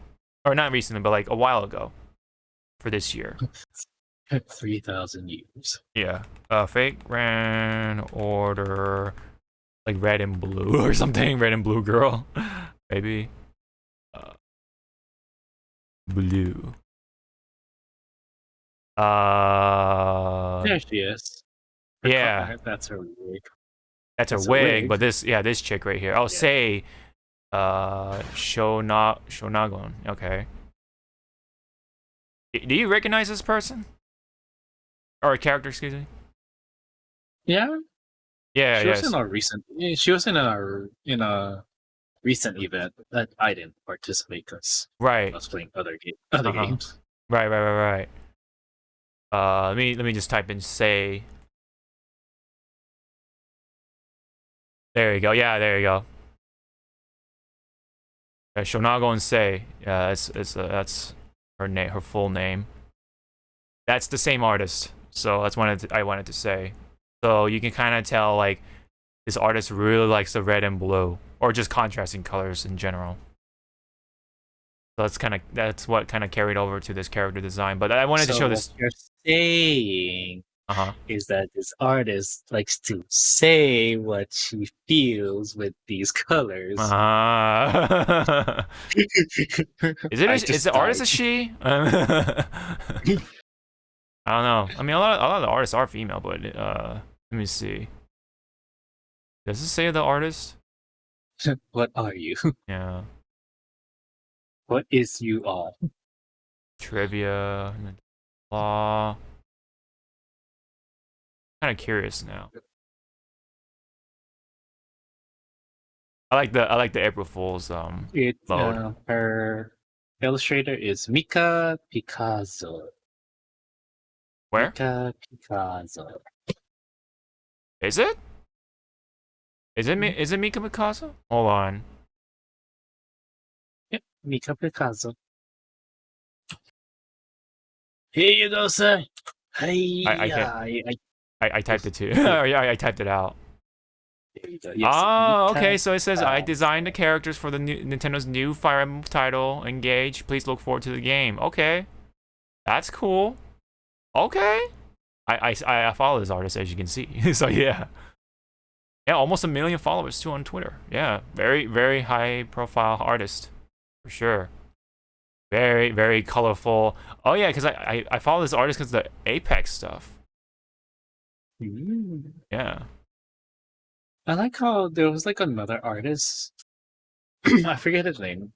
He did like some key artwork for a game, and then people tried to like kick him out of that game because they're like, he draws porn. And I was like, and yeah, maybe that's why they called him. He drew really good abs and dick and ass and tits. There's rabbit. What are you? It's like, what, you don't like those things? Right. That's a bit of like a combination of like projection and like gaslighting and I don't know. Anyway, yeah, Apex stuff. This artist does a lot of Apex stuff for sure on Twitter anyway. Apexy. Sometimes other anime, like you can see here, Evangelion. Yeah, a lot of Apex, original art. Oh, look at that, there's Ash. Really, really cool. I really like this style. I like the outlining on the shadows. What kind of gives it that like color, like really that extra colorful look to it. Revenant. And then of course Hatsune Miku, right? You know. In the West, they pronounce it Heisun. Oh god. Oh god. Please don't. I just died. Please don't. Died from trying to say it. Also, they this artist also drew the VTuber model thing for this VTuber. I forget her name, but Bay. I guess is her name. Her name is Bay. Very very popular VTuber. I've seen her a couple of times on a timeline. But yeah, anyway. Very cool art, but the character design this time around, I mean, that's been the sort of controversial quote-unquote thing about this Fire Emblem game. I mean, how do you feel? While I bring up Kamen Rider build. Oh, I like it. Like, you like it? Okay. I mean, yes, the colors are like, oh god, nice, like kind of like that did though. It's canon. Yep. That's funny that I comment. That's what I commented too. Like I'm like, is this something like inspired from like Kamen Rider, like Power Rangers and stuff like that? Like these screaming loud color schemes, you know? And funny, like someone switched up the colors so that way it's like, in line with one color. Which doesn't look bad, Yeah, it doesn't look bad. But as you got the red. Some people, like as you were saying, like kind of was like saying that it was a little jarring. Yeah. With the red and blue. But I'm like, right. Looks okay to me, kids. Right. And then here's another one with just the blue hair, red hair, right? But the eyes are, like that's what's switched up. So I thought that also looks pretty good. What other people thought, or a cool like idea, is that depending on what your Joy-Cons colors are, that's what the characters reflect. So like how like so there's blue and red, right? And then there's the purple and green, and then of course the gray ones. That's like the most default looking one, right? Because that's like black hair essentially. But like that would be pretty I mean, that'd be a nice idea, like a cool sort of concept of the characters like reflecting your Joy-Con colors. Let me just bring up Fire Engage or Fire Engine, Fire Emblem. Engage. There you go. Engage. Large, please. So yeah, here we go. Here's a nice view of the actual characters and stuff like that. So there you go. That's what they look like originally. Now, I mean, naturally, more people are gonna be veering more towards like the female one, but I'm gonna pick the male because you know I've always picked the male character when I get my hands on this game.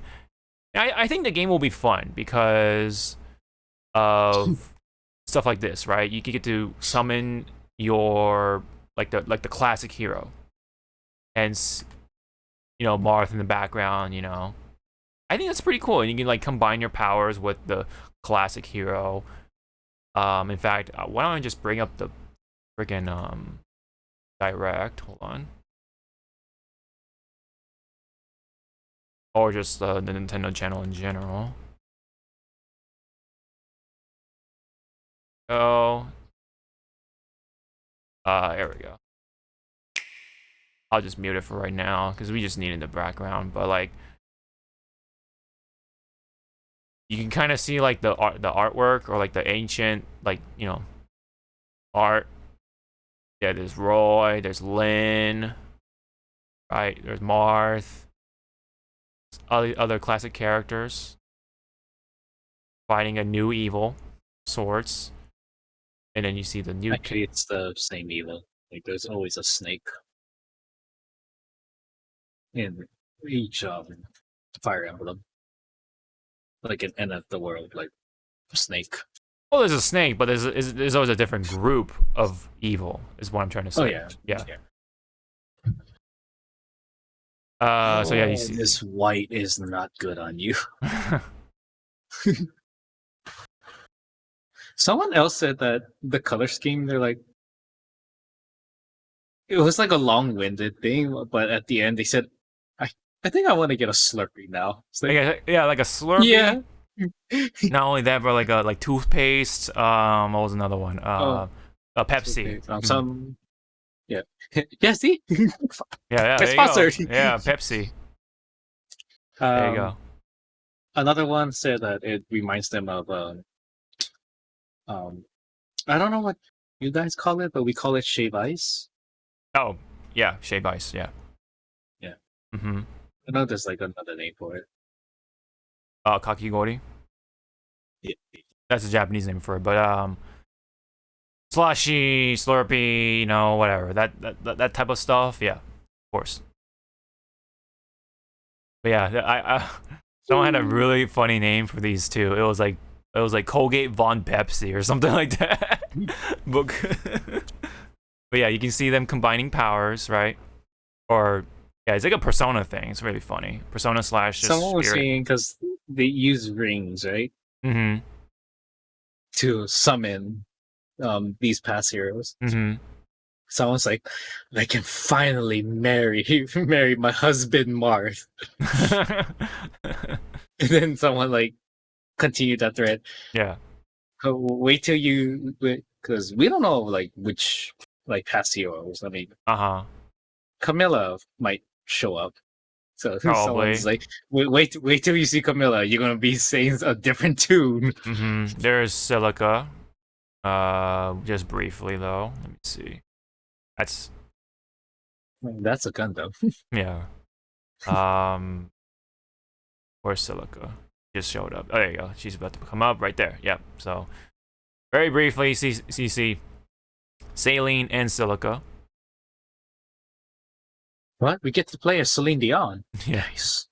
We're gonna sing "My Heart Will Go On." Oh God. Yeah, of course. There's new characters on top of the old characters. With this ring, I do thee wed. Duty. Yep. So that's the official artwork for the game. That's I like this artist's style. You know, my Mika's art style looking pretty good. I'm so glad that you can tell there's the standard good and evil, but it's not doing that stupid color palette that we've been seeing for the past. Well, there's orange and blue right there in the background. Yeah. But like how like Star Wars they did their like red and blue, and I mean you already see it right here, like with the fucking. But it. I mean, but it's not like red, blue. It's like I get it. It's more like eye pleasing instead of like Jesus Christ. Slap. It's not as obvious. I get. I see what you're trying to say. Yeah, but there is still like that contrasting thing going on, whether you like it or not, or people like it or not. With the blue and the orange and all that stuff.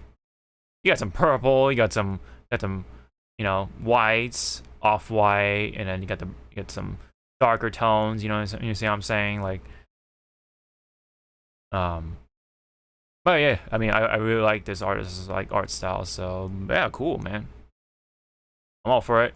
I think the game will be fun. It's the story is what I'm kind of worried about. Is the thing being, it might be just super cheesy, and I'm all for it. I'm all for cheesy stories, like as long as it's fun, But if the game is really fun, I'm willing to look or overlook that.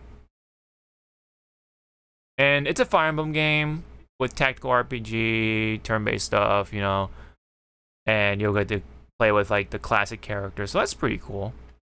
Hope to play with like Lyn and like maybe they'll add like more characters in the future, like Lucina, right? Because she's from Awakening, which was a very popular title, along with like Corrin and all, and like you said, Camilla and like stuff like that.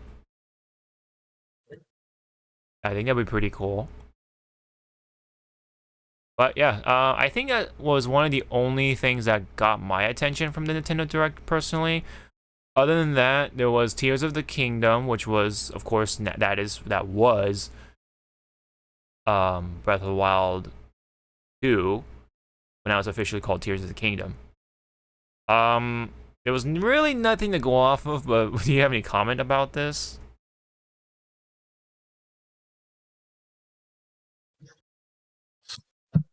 Like, it's just like, runs out to the sun, flies, that's it.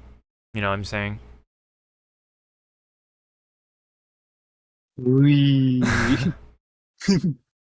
I mean, okay, he got some climbing. Okay, that's right. Like, he's going up some things. Yeah, he's climbing. I mean, what do you think? If I don't see my bird dad, I ain't picking up this fucking game. Oh, right, yeah, right. But Hawker's like, Jesus Christ. Yeah, but anyway, there's the kingdom. I don't know, because the color scheme, it might be just my nostalgia. What if this game is somehow tied in with Twilight Princess? I mean, because if you look back to the logo, so keep going. It's because the way the Master Sword was. I like, see. That almost looks like the type of not I guess artwork, but that callback maybe to Twilight. Yeah, that sort of art style. Yeah. I mean, I definitely do see that. I don't know. Maybe it will if it reference. Is, but if it is Breath of the Wild 2, how many years is it? I imagine not too long from judging how old or how Link looks. But we'll see. Maybe not too long after. Maybe like 5 years or something at most. Is what I'm guessing. If it's like 10 years, he has to look older, right? But then again, he does travel through time, so we'll see. we'll see where it actually takes place. You know. The logo does spell something though, right? With what appears to be either dragons or fish or something. Maybe it'll definitely have to do with water. You know, a lot of water. Them around. But hey, possibly like you said, like calling back on Twilight Princess. Maybe we'll see Midna in that sort of graphics and art style. Possibly. And more lovely artwork of her again. Oh yes, for sure. Pop up. Yeah. But also big another big part of news is the release date. It's gonna be May 12th of next year, 2023. So it's gonna be right at the beginning of summer-ish, or right at the end of spring, however you may want to look at it. Which that itself is like, I don't know. We'll see. I mean, I don't know what else is coming out in May. We'll have to see if we have to make, or if I have to make room for that or not. But yeah, otherwise the game looks more or less the same. Maybe just like small improvements here and there. Admittedly, the art style I do like, so I don't see why they should change it for right now. Maybe there are improvements, like, you know, maybe better background rendering or something like that. Maybe it'll run better this time around. I don't know, because it was pretty bad at times when there's like a lot of grass. I remember, I think it ran. I forget which way it was. Like, I think on the Wii U it ran better on the tablet, and then before people who try to do that or handheld mode, or no. It might have been better handheld mode in Switch, and then Wii U was better on the console or something like that, or better on the TV or something like that. I forget which way it was, but anyway, hopefully that won't be the case. We won't have to worry about that, but we'll have to see. It might be the same thing. I hope not, but you just never know with these things. So that's pretty much it. If you don't have any more comments on that. There was gameplay stuff for Bayonetta, but I didn't watch it because I don't really need to. I know the game is coming out, so I want to be fresh on the gameplay, personally. What about you? Did you check out the gameplay stuff at all for Bayonetta? this man. With this man, everyone. Force, okay. I mean, I want to stay fresh on it, so that's why I didn't watch it. I thought you watch it. I will close my eyes and be clouded by hate.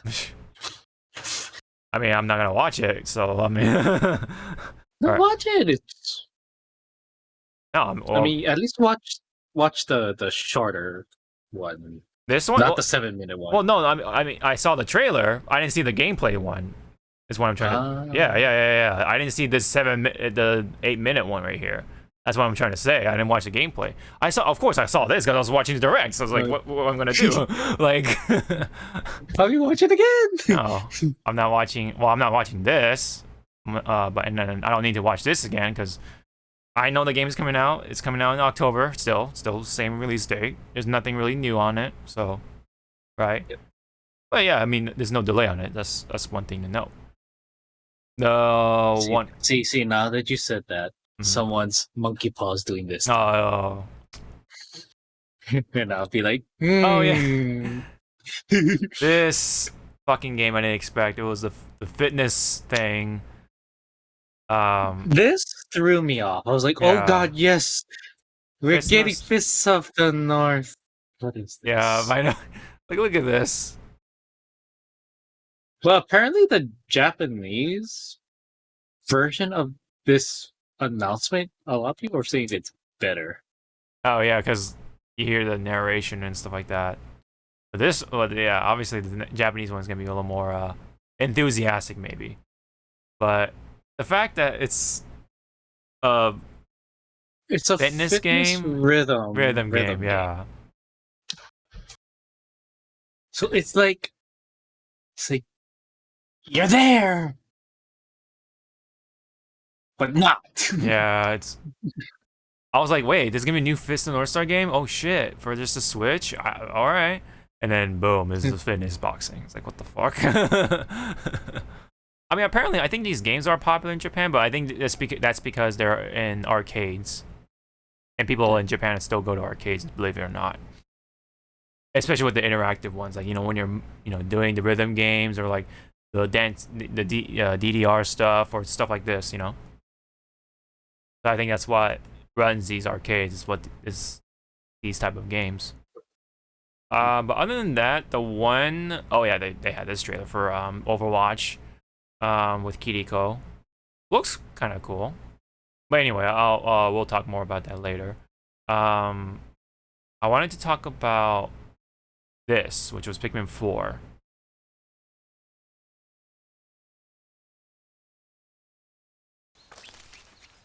It's like 30 seconds, so it's not that long. This was what actually interested me, because I always wanted to play some sort of Pikmin game, but I never had a chance to. And probably now is a good, probably now is a good opportunity to do so.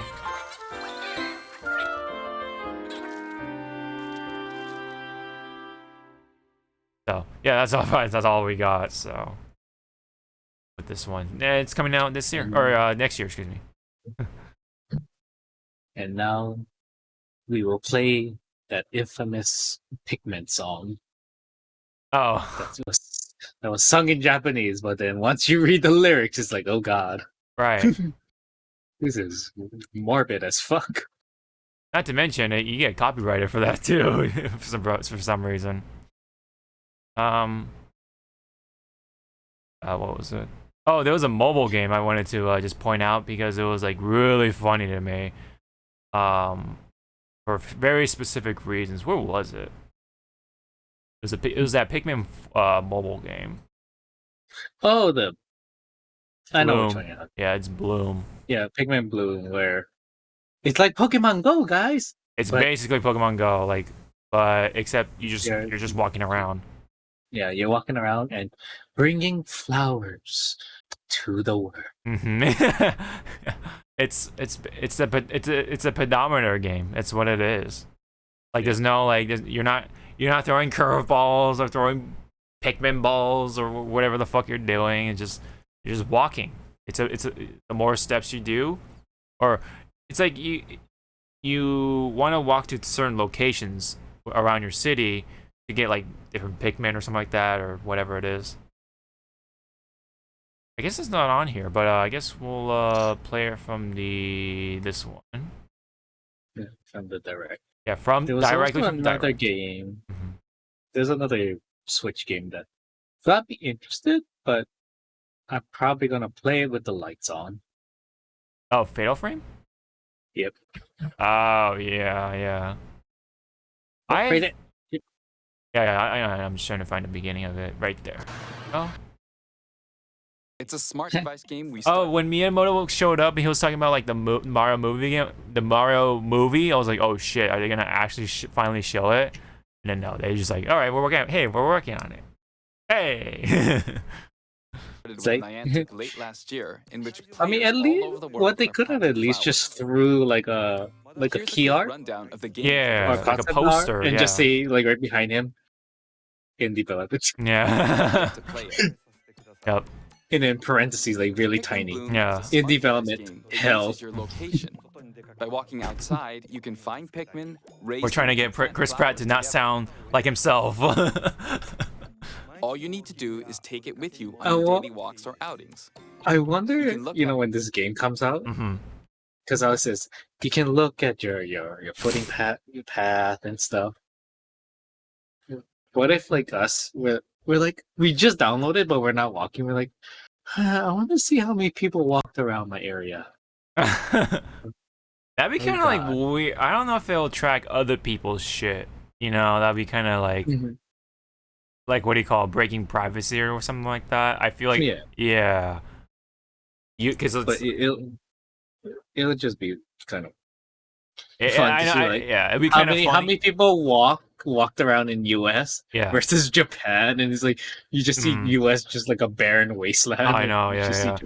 I feel like I imagine this working a lot better with Japanese audiences because they actually have to work or walk to work, go to the train station, and stuff like that. Yeah.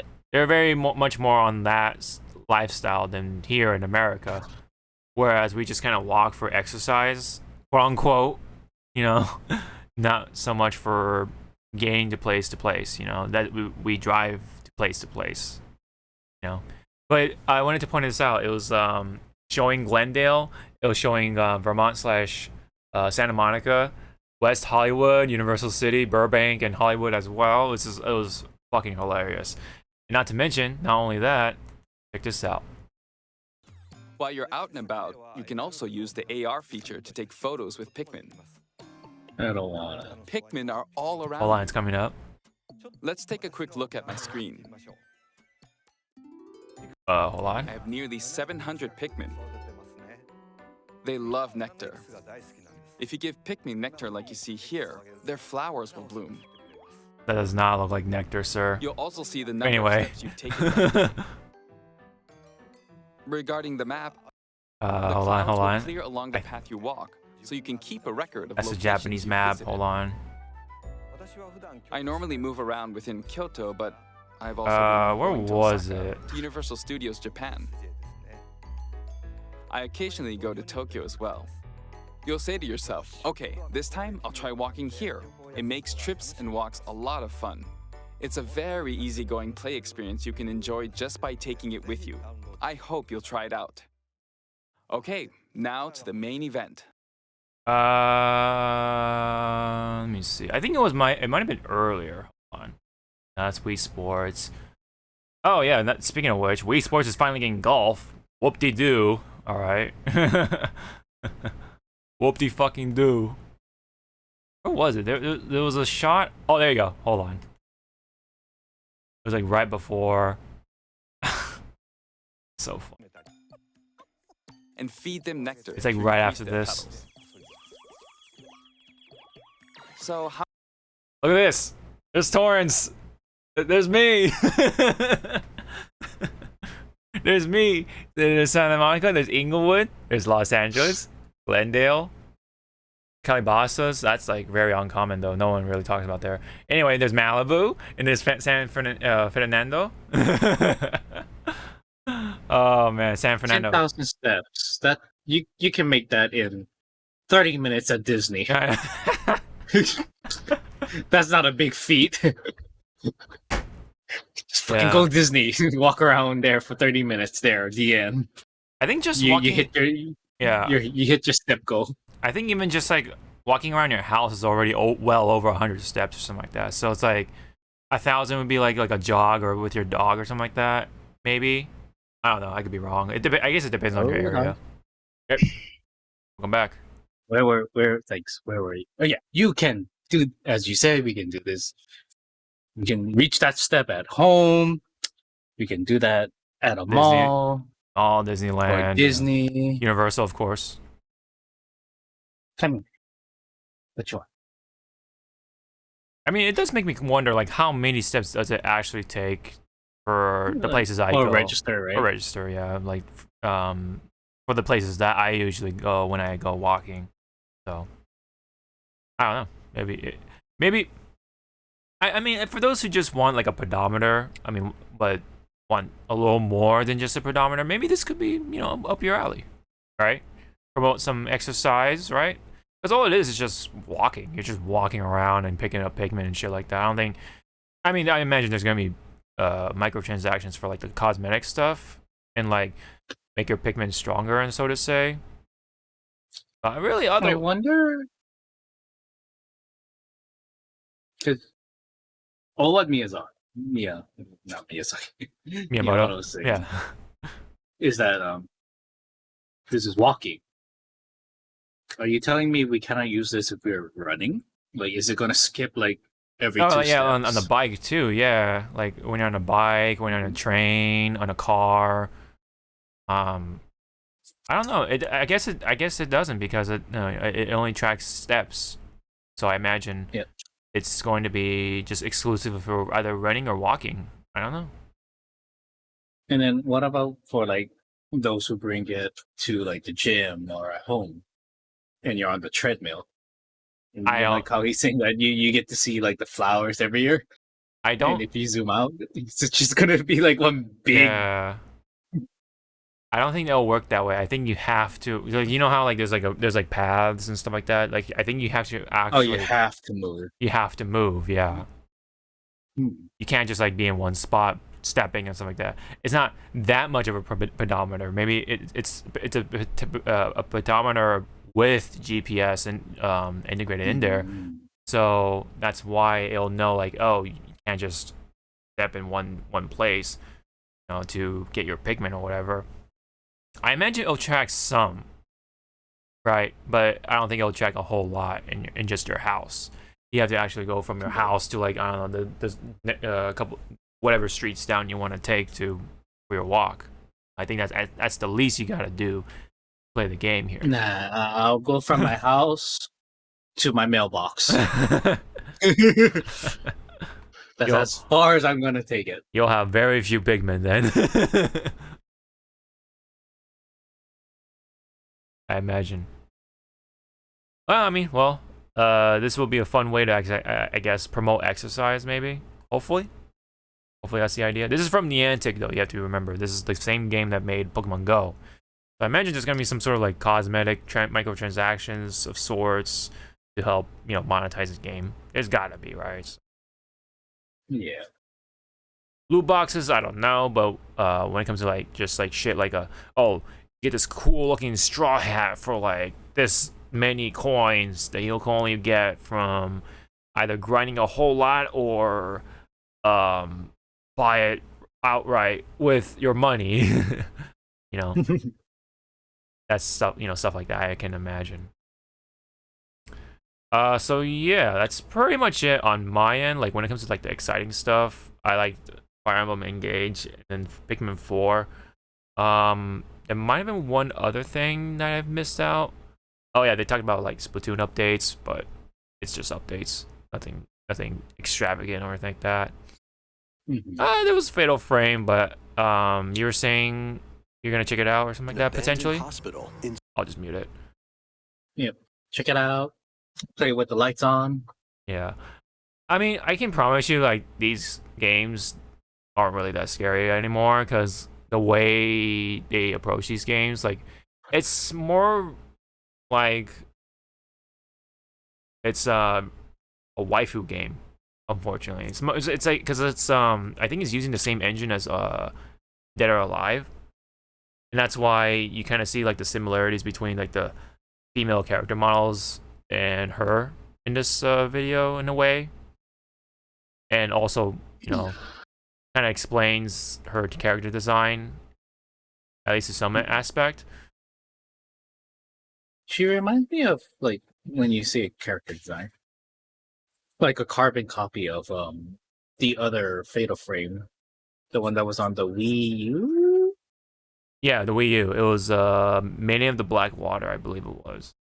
I remember playing that almost all the way through. I think we beat it. I think we got some ending. I figured it was whatever. I mean, it was like a I remember it was me long and uneventful. Kind of, yeah. Like it was kind of like a whole bunch of nothing. Like other than you taking pictures of ghosts, you get points or whatever. You level up. You level up your camera. You know. I imagine this might be the same. Like honestly, unless you're really into like the Japanese style of like horror themed games, but they've become more and more or less like a little more too much on the waifu side of things. It's what I've. Of course. Yeah, I mean, because of course that's what sells, right? It's harder to make a good horror game, right, than it is to just sell it on more on the visual side of things, you know. Yep. Yeah. I mean, but is this still a fun Fatal Frame game for this one? I don't know, but that's just kind of what I've noticed over the years. seeing Fatal Frame. The earlier Fatal Frame stuff was actually was actually scary. Because I still remember, I forget his name, but he used to do videos with Fatal Frame on Justin TV. Gray hairs already, just saying that. Wow, yeah. And he'll be just doing compilation videos of him getting like good jump scare, like jump scare. You know it's coming, but it doesn't, and it's just like I see a closed door. I go near it, the ghost's gonna pop out. Oh look, no ghost. Turns to the left, right there. The ghost is right in your face. Like, oh god. It's like, yes. It's like, you got me. Yeah. I mean, there may be like one or two maybe good scares here and there, but other than that, storytelling was kind of like mild, is a good way to put it. At least with Blackwater. Maybe this one might be a little better. I don't know. You never know, but they may have improved on things. Maybe they like balance it out between that waifu appeal and the horror, but I don't know. As long as this game allows me to do this with the Switch. Yeah. Yeah, that's what you had to do with the with the Wii U. But I kind of don't want to do that because I don't want to be like, wow, this is oh god, and you just throw the Switch, just toss the Switch at you, at your TV, and you just hear like the Switch just screaming, Father. I imagine you can go between either one, because if you had to play only in handheld, then how are you supposed to capture it, right? So it's like no one's gonna fucking play it, you know. That's the thing about it. So I think that you should be able to do both. Use a controller and or motion controls. But yeah, I don't know. Which I do wish that the Digimon game survive when you use the camera mode. Yeah, I know. I wonder if the Switch actually kind of did that with the motion controls. Maybe, I don't know. I wonder if they actually had motion controls on the Switch version. But I think that's pretty much it on Direct. Go. Beef. There's no food for you. Stop my phone. This phone costs more than your life. Damn. I mean, it's a Samsung 22 Ultra. It's a $1,000, $1,300 phone. So get out. Yeah. There's no food here. There's no food. That is pretty much it. Other than Atelier Ryza, I think is how you pronounce it. 3 has come out, and I believe there was a growing fan base on this game, on these games, with the, because they had the girl with the big thighs and shit. So that continues. I don't know, that whole Direct also too was just farm simulator. Oh, for sure, dude. Oh my god, that's There's a lot of farming. You thought that RPGs. You had a breather for farming. It's like, okay, we're good. Farms. Oh yeah, I'll play this later. Hold on. And then we'll briefly talk over the. Oh yeah, no, there's the Yakuza stuff. So. Yakuza. Yep. I'll try to be brief about this because we are running a little long-ish. It's almost 2 hours, so yeah. Just about 2 hours. Let me just get rid of these tabs. Hold on. I'll try to kind of rapid fire these things. So give me a second here. Let me open all these tabs. There might be some duplicates here and there because it is a little hard to keep track of what's open, what's not. Okay, so there's a lot of news for the Yakuza fans. And as you can kind of tell already, there's a game with Kiryu, first off, right? But then it's called Like a Dragon for some reason. I wonder why. Why is that? Well, if we go to several tabs over... Yes, so this one. Sega confirmed that the Yakuza series will now be called Like a Dragon in the West. According to a Sega rep saying, I can confirm the series will be known as Like a Dragon moving forward, more closely aligned with the Japanese name. So I think it will still be called Yakuza, like on the top, but the main title will be Like a Dragon. That's what it pretty much means. That's what the Japanese title is saying. But it's literally called Extreme Like a Dragon. So I guess they just cut out the extreme and then just call it Like a Dragon. So yeah, that's a bit of that news there. But there's a game called Like a Dragon Gaiden, which will feature Kiryu, right, in between the events between Yakuza 6 and 8. So you have Kiryu right there. It was a trailer for it, but I'm not going to play it because there's a lot to say, or there's a lot to take in. It is coming out 2023. And let me see. So it says the game will be about half the size of a regular RGG game, but just as dense. So it sounds like it's jam-packed, hopefully.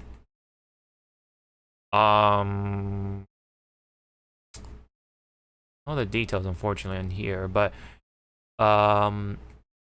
here's also another thing. So here's like the roadmap of sorts, kind of all the games announced so far in recent times. So Like a Dragon Ishin, that was announced on the PlayStation State of Play. It's basically Yakuza Dead Souls, but remade. It's a remake with the new engine and stuff like that, or the current engine. It's basically Kiryu and his friends being samurais. It's basically what it is. Kind of funny, but that's just how it is. Let me see. Tab here. Oops. Yakuza. There's the trailer right here.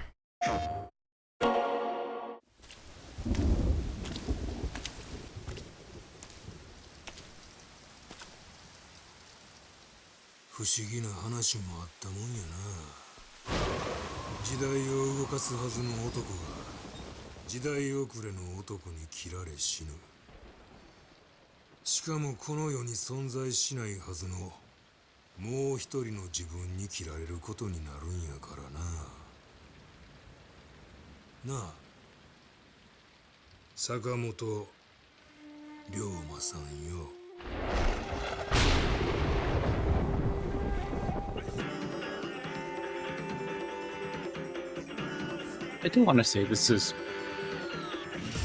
obviously like Kiryu's ancestor and stuff. Yeah.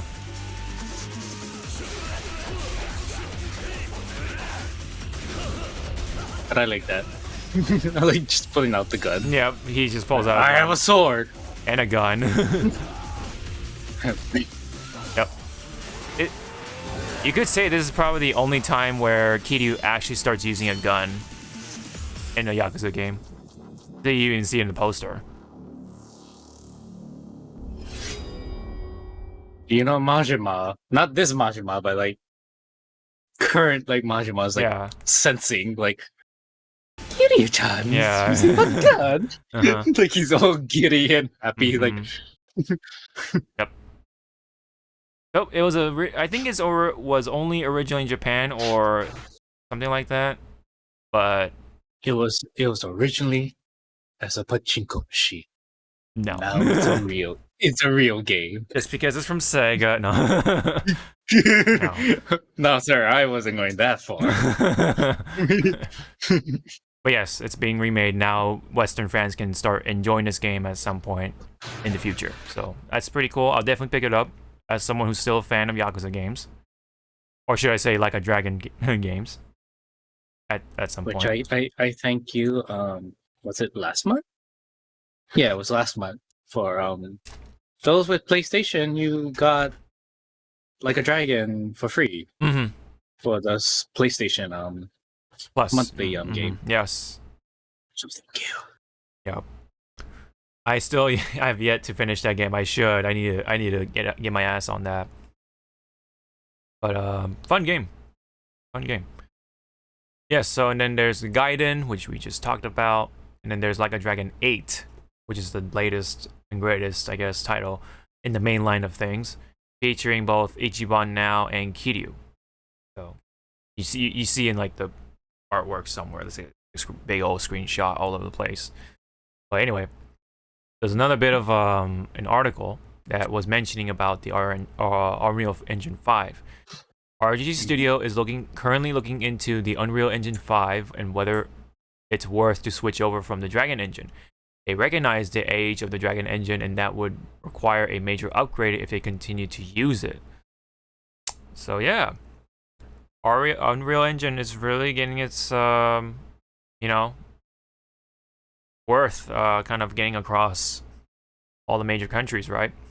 Getting work done, for not only for Namco and such places like that, but now even RGG Studio is considering switching over to Unreal Engine 5 from their original Dragon Engine. While yeah, it was pretty cool and all, but yeah, I can kind of see their point of it's starting to get to that point where it is starting to get a little old and the graphics are starting to fall off a little bit ish as time goes on. And it would be labor intensive to try to like upgrade it. It's kind of like how I think like some of the Final Fantasy games were still using the Crystal Engine or something like that, but then they finally switched over to Unreal, and then boom, it was a lot easier to work with. Especially with like Kingdom Hearts, I think they switched over to Unreal, and look at it. So yeah, hopefully this will be the similar case for this one. They consider it and actually do it for future Dragon games. That'd be pretty cool. Here we go. There's details on Gaiden. It says from Nebelian, thank you. It says Gaiden will be more like a classic Yakuza experience, an action adventure, which I am all for. Not as big as a LAD game. I'm not sure what what it's abbreviating, but anyway, but it is just as important. Or Like a Dragon game. I'm stupid. Anyway, so I like how it's abbreviated. It's like LAD. It's pretty funny. Anyway, it is short, what it sounds like, but it is just as important. And it says it's meant for people who love the series since the beginning. So that is up my alley. So yeah, you get to see, of course,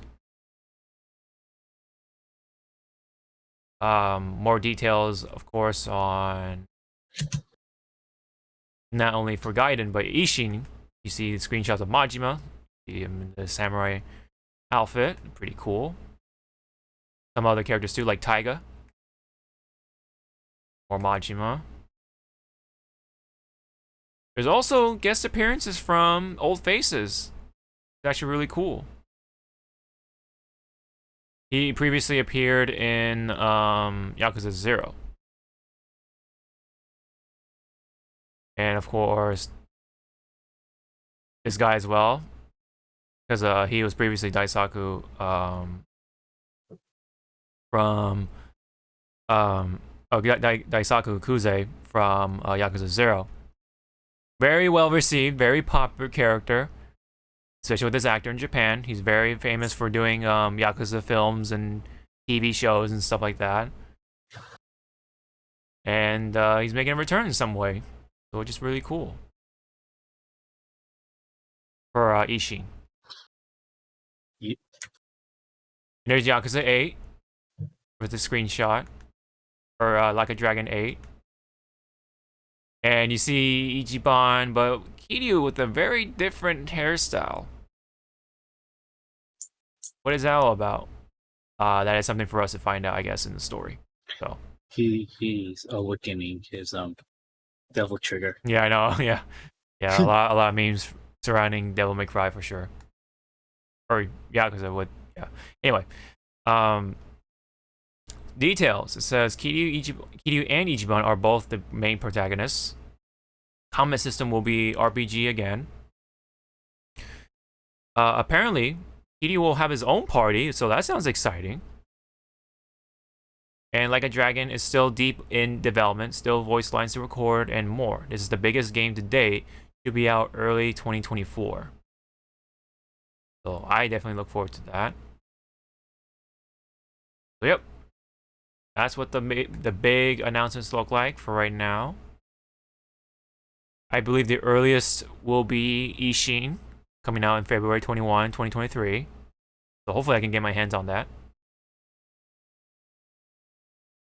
So any comments so far on Yakuza? Any More. brief? Need more? More? Okay. Give me more. Yeah.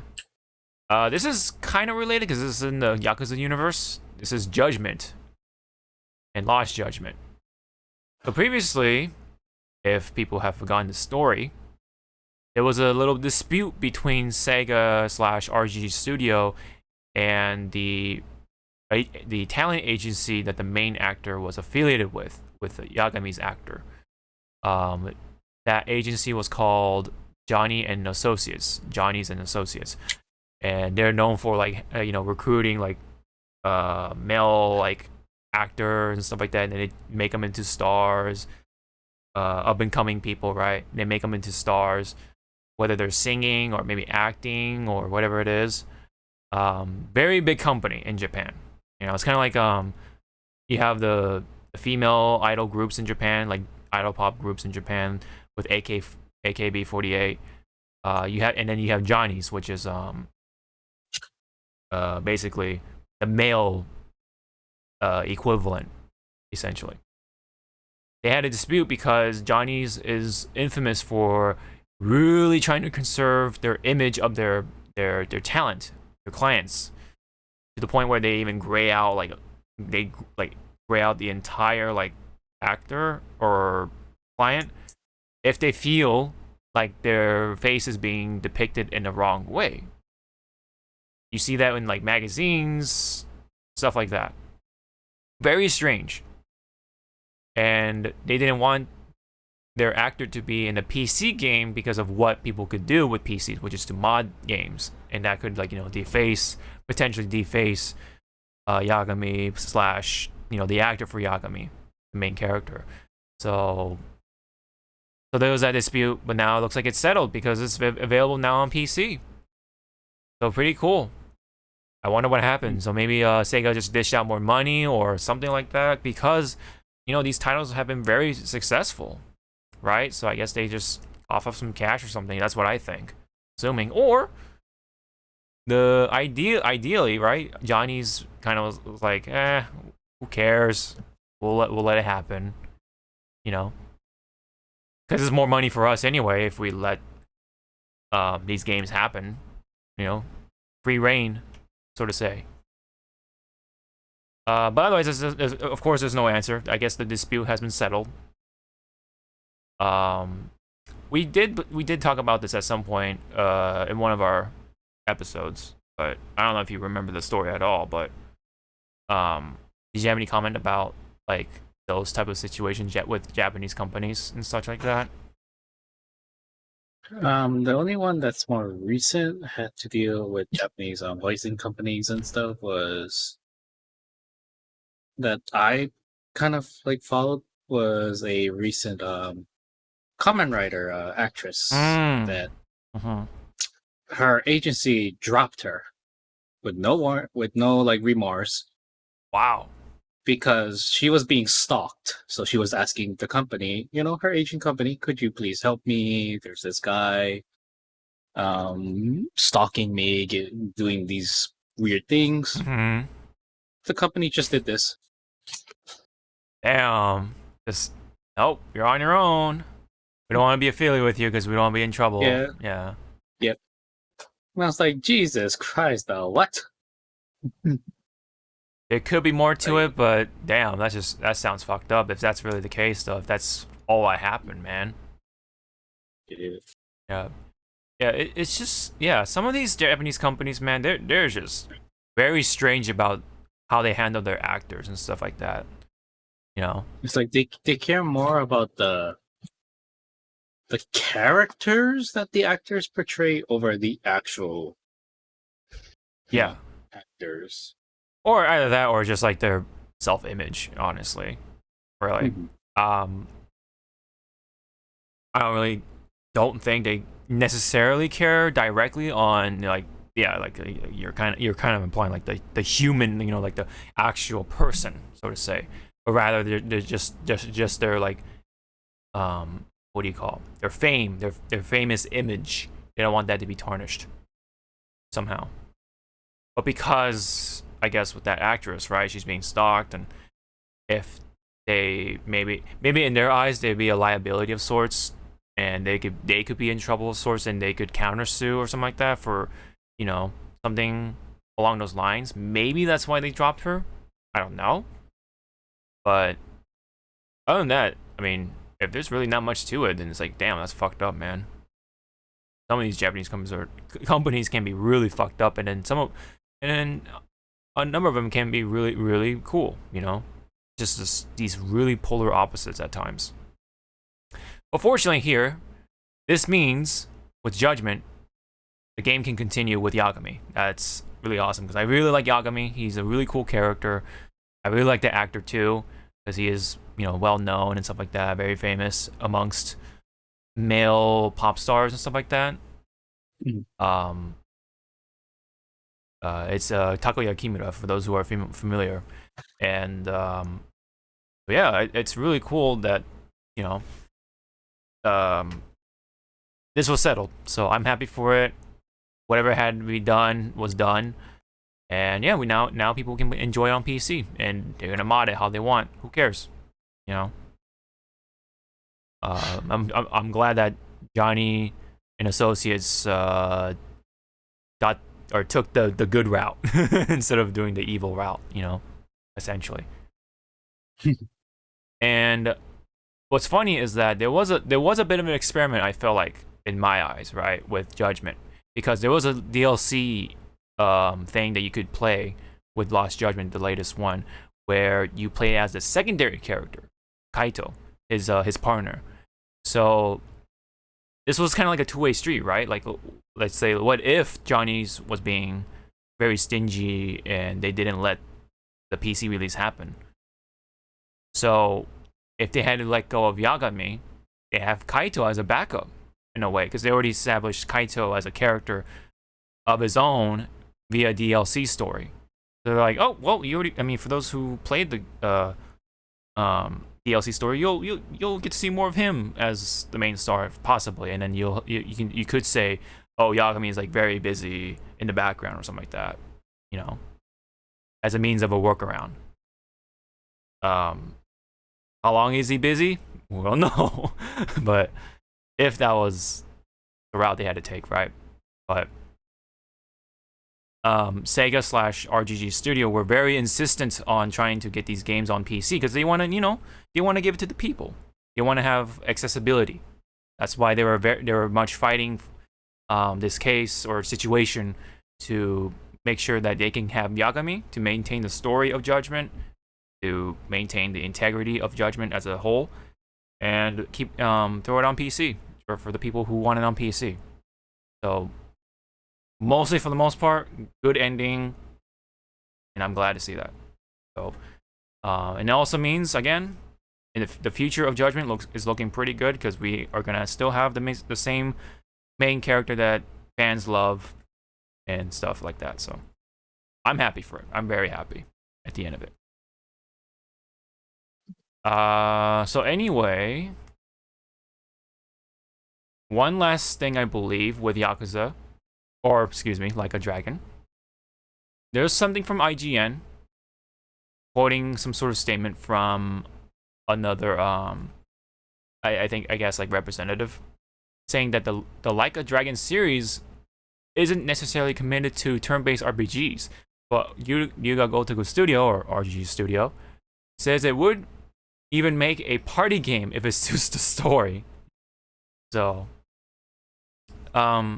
if you have stuck with these Yakuza games over the years, they were known for being the action adventure, and then they switched over to a turn-based RPG series because of what happened with Yakuza 7. It started off as an April Fool's joke, but then they were like, well, this could actually work. Why don't we just experiment with this one since it has Ichiban? It's the new protagonist. Why not do something new with it? And because of how successful it was, they're like, well, we'll just make it into a turn-based RPG series. Fuck it. The rest of them, for the most part. So they now have a history of like changing game genres, right? To see fit, I guess. So if it became a party game, it'd be so weird. How would that work, right? Especially with the story. But the thing is that Yakuza is known for like the side games or like the mini games within Yakuza. You know, so it's not entirely strange, but it would be strange in a sense that that would be the main course as a means to tell the story. You know, because you know, I'm sure you've seen clips of Kiryu, you know, doing the karaoke and the fucking the disco dance, right? And like the bowling, I think, and then there's the little like car racing thing that he does. Yeah, that's what the mini games are, you know. That's what that's what kind of what is like, I guess, in a sense that that would be like in a mini game, right? That's what's gonna happen if that's what the route they would. That's the what would happen if they took that route, you know. So it would be pretty strange overall, and I you know, while they said it's possible, I don't see it. I personally don't see it as a main course to tell a story, personally. So I think that's pretty funny overall. But it is an interesting thought, though. I guess you could take it away from this. But yeah, anyway. That is essentially what I have to say for all of the Yakuza, or all the Yakuza major stuff. That is now becoming like a dragon. So, yep. I look forward to it. I look forward to all the stuff from RGG Studio, including Judgment, like a dragon stuff, you name it, man. Yakuza fans, fighting game fans, and some other games too. Those fans are eating good this week, man. I'm telling you. A lot of news regarding to some games, right?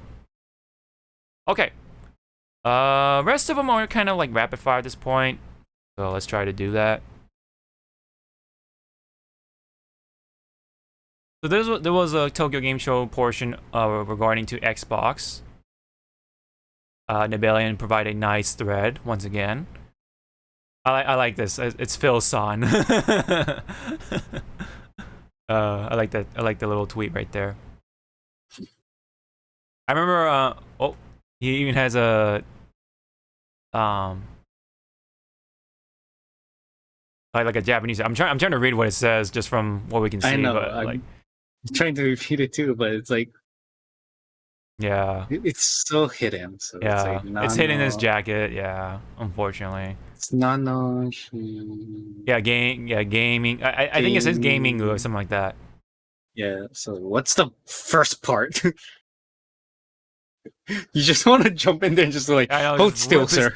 Just rip his jacket open. Just what does it say, Bill? What does it say? Is this a hint to Bloodborne 2? On Xbox? Wow, they switched over. They're like, "Fuck you, Sony!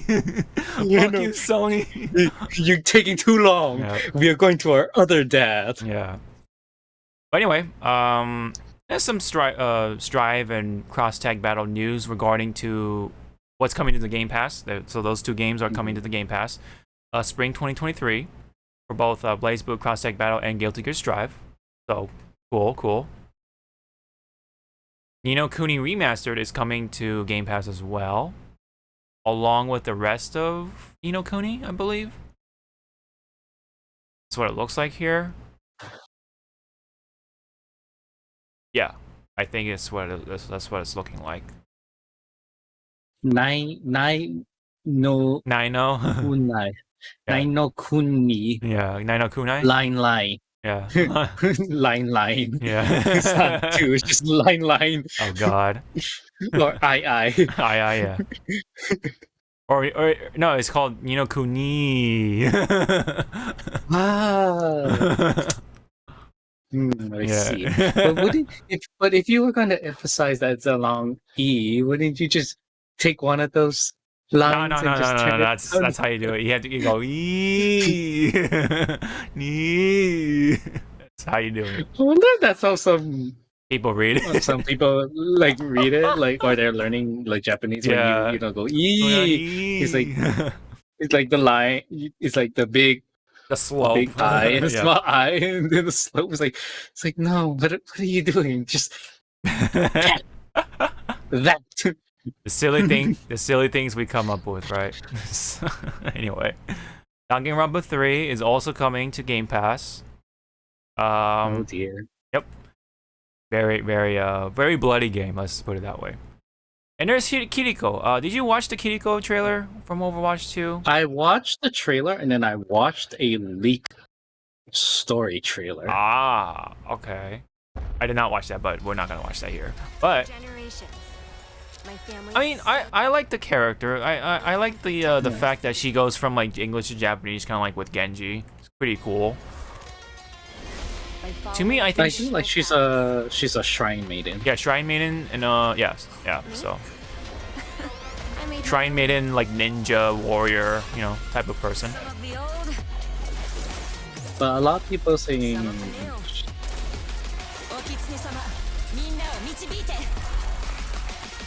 some of them. So what? she's a support character. Yes. So her talismans heal and grants a buff. Yes. And then, she has her kunais to do damage. I'm going by memory. We can find like her actual like skills. So her teleporting to me, it's kind of fucking broken. So you can teleport anywhere, and if there's a wall, you still can teleport to the damn wall. So it's like Reaper's teleport, but better and quiet. Actually quiet, right? So yeah, it's like that. It's like that Wonder Woman 1984 me. Oh yeah, it could be this, but better. Yeah, I know. Yes, yes. Her ult is kind of interesting too. Yeah. So when she summons the oh dear, she doing ninjutsu of Naruto. Yes. Okay, so her once you see the shrine, shrines pop up. Yeah, the gate. Yeah. Your teammates, well, they're in the shrine line. The cooldowns are reset. Okay. Not reset. Reduced. Are faster. Oh, so they're reduced. Okay. And their attack speed is faster. Oh, Jesus Christ. So, and there's like another thing that happens in there, but I was like, when I read their attack speed is faster. Oh, so you just do that and then throw an Ana fucking ult. Oh god. To whoever's in the front. That's it. You just oh god. Look everyone, it's Beyblade again. Remember that? Jesus Christ. Or imagine fucking who's another problem in the game right now? What's her face? She has it's the chick with the armor. She has a big mace thing, shield. I forget what her name was. It's like Torbjorn's like daughter, I forget. What's her name? She's also annoying from what I've been hearing. But anyway, she could be very much benefiting this support as well. I think everyone can, but Some others especially.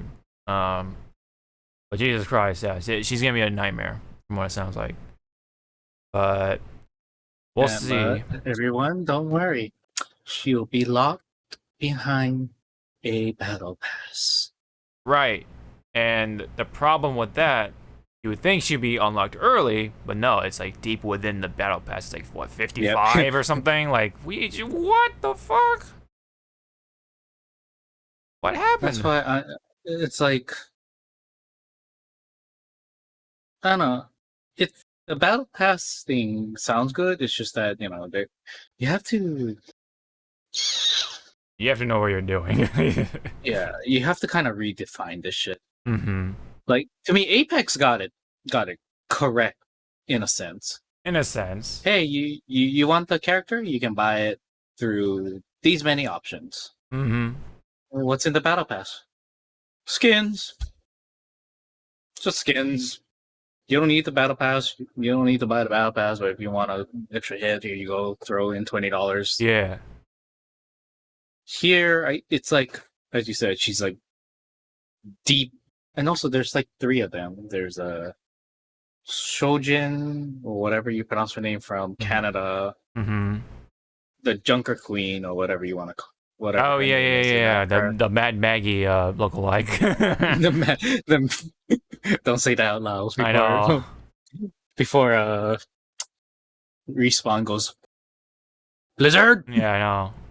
Blizzard! Yep. We told you get to copy our homework, not the whole thing. Yeah, I know. That was this one problem, not the whole thing, yeah. No, yeah, that her. Yeah, I know who you're talking about. Yeah, so if it is as bad as it sounds, like they're far into the battle pass, it's like Jesus. Like, yeah, just let us have the character right off the start. Let the rest of the battle pass be just cosmetic stuff and whatever. And then, or if you are gonna do this, right, you should allow us to have rotating battle passes, right? So, like, let's say we missed out on this battle pass, but then we come back in here, come back to Overwatch. I think we should be allowed to pick whatever battle pass we want to work on. You know, whether it's a past battle pass or the current battle pass. You know, or maybe you have one new one and then one old one. That could be really cool. You have like more shit to unlock, and then it feel better in that sense. But I feel like the old battle pass could be rotating. Like, they could be rotating between older battle passes, maybe. I don't know. Or just have it permanently forever in the cycle until you finish it. That would be pretty cool, right? I think. You know, that way you have a chance if you want to come back, if you want to take a break, but then come back. It's like, well, if they don't do anything about this battle pass, it's like, well, shit, I missed out on this character. Fuck. Well, I automatically, in a way, have a disadvantage in Overwatch 2 because I'm missing this character. I can't provide my team with this specific character, like Kiriko, for example. You know, Yeah. then I'm out. You know, if I'm gonna come in with a disadvantage, then why should I be playing it? You know, that's my sort of 2 cents on that sort of development cycle on this whole like battle pass thing. Unless they let us rotate battle passes, let us choose our battle passes, right? If we miss out on the very new one, oh well. I want to work on this one because it has this character in it. You know. Yeah. That pass is gonna come back around anyway, so I'll work on that later. You know, that's how I would approach it for anyone who wants a bit of like a healthy sort of like gaming experience with a gaming battle passes, because there's gonna be way too many games with battle passes that you're gonna be like, fuck, man, I can't complete all these battle passes in one go, you know, or like in one season. You're gonna get burned the fuck out on video gaming, especially if that's like the direction for majority of these things. Because even Splatoon has a fucking battle pass, you know. Apex, of course, that has a battle pass.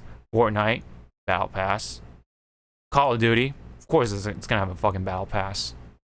There's gonna be way too many games with battle passes, right? So you have to keep it fresh. You have to keep it, like you said, you have to redefine it. You have to now then make a battle pass that sticks out from the rest, you know, in order for you to be on top of the game, literally.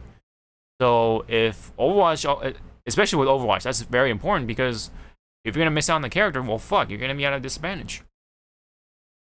You know, as with Apex, you just buy the character. You just buy the character with the legendary coins or whatever. Yeah. That's just from playing the game. So either do that or just allow us to rotate between different battle passes. Is all I'm asking.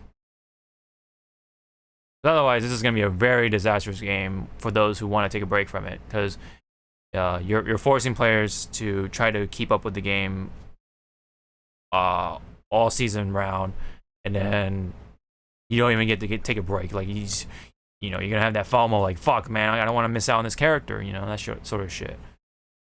If that's what they really want to go for early on, then it's like, well, fuck, I'm gonna fall off real quick then. Then that's that. Unless they make it crystal clear, like, hey, you're not gonna miss out on this character. You have a chance to get this character. Maybe they'll do it like this, where if you don't get it from the battle pass, then you can get this character from like doing these like achievements, as a means of like, oh, you missed out, but that's okay. You can catch up on some things, Then I guess I'm okay with that. It might be a little harder. At least that character is still there. It's still available to be unlocked. Yeah. I don't know if you wanted to say something about more on the this whole possible sort of gameplay loop with the Overwatch 2. I mean, my days. As I read, Overwatch 1 servers turns off on the 27th. Right. Of October, and then number 2 pops up. So yeah, it was like what, 27 hours after. Yeah, something like that. But again, it's like at this point, like with Overwatch, like with their battle pass, so I want to dub it as season 1. This probably might be their experimental like season 1 on battle pass, and then, yeah. But I can guarantee, like, a lot of people are going to complain. Right off the bat. Sure, yeah. Once the gates open, they're already complaining as is, so it's like, yeah. But again, it's just Blizzard, Activision, whatever, being themselves. So yeah, we'll see. We'll see. But again, kids, if you already have original Overwatch and it's already linked to like accounts and stuff, Overwatch 2 is free, and whatever heroes and skins you had on number 1 will transfer to number 2. Yep. So that's good. That's the good part about it, but it's also saying this is pretty much the same game, but with the facelift, kind of. This is Overwatch not 2, but 1.5. Yeah, essentially. Because some of the like the PvE aspect, you would think that would have been at the middle of the life cycle of Overwatch 1. That was like even yeah. It's not even coming in day 1 for Overwatch 2. That's crazy, man. Because that was their selling point. Here's your PvE. It's like, nice. We get to play it day 1. Nope. Huh? Yep. Gotta, I guess, pray for that game, I guess. So, in other news, One Piece Odyssey. It's the RPG, the latest RPG that's going to be featuring One Piece characters. Has a release date now, which is January 12th of 2023. So I'll be sure to pick that up. Odyssey. Oh yeah, Odyssey. Yeah. I better hear what's her name? Pauline. Oh, Pauline. Yeah. Pauline singing in the background somewhere. Oh yeah, that'd be Like very faintly, she's singing Odyssey, and you just see Luffy and the crew going like, Yep. "The hell?" Yeah. For those who pre-order the game now, you get to have the old outfits of the Straw Hats, with some few exceptions, because notice Frankie is missing. Why is that? Well, it's because Frankie's attacks are very much associated with his new body. So that's why if you have his old body with the same animations, it's gonna look really weird. So that's why I guess they cut that out from, from this DLC. So we're not gonna see old Frankie, unfortunately, but it's for the best. Same with Brooke and a couple other characters. So yeah. But for the collector's edition, I guess if you really want to go in on this game, at least for the West, we'll also have a figurine / statue of Luffy and Lim. That's the new character in the game.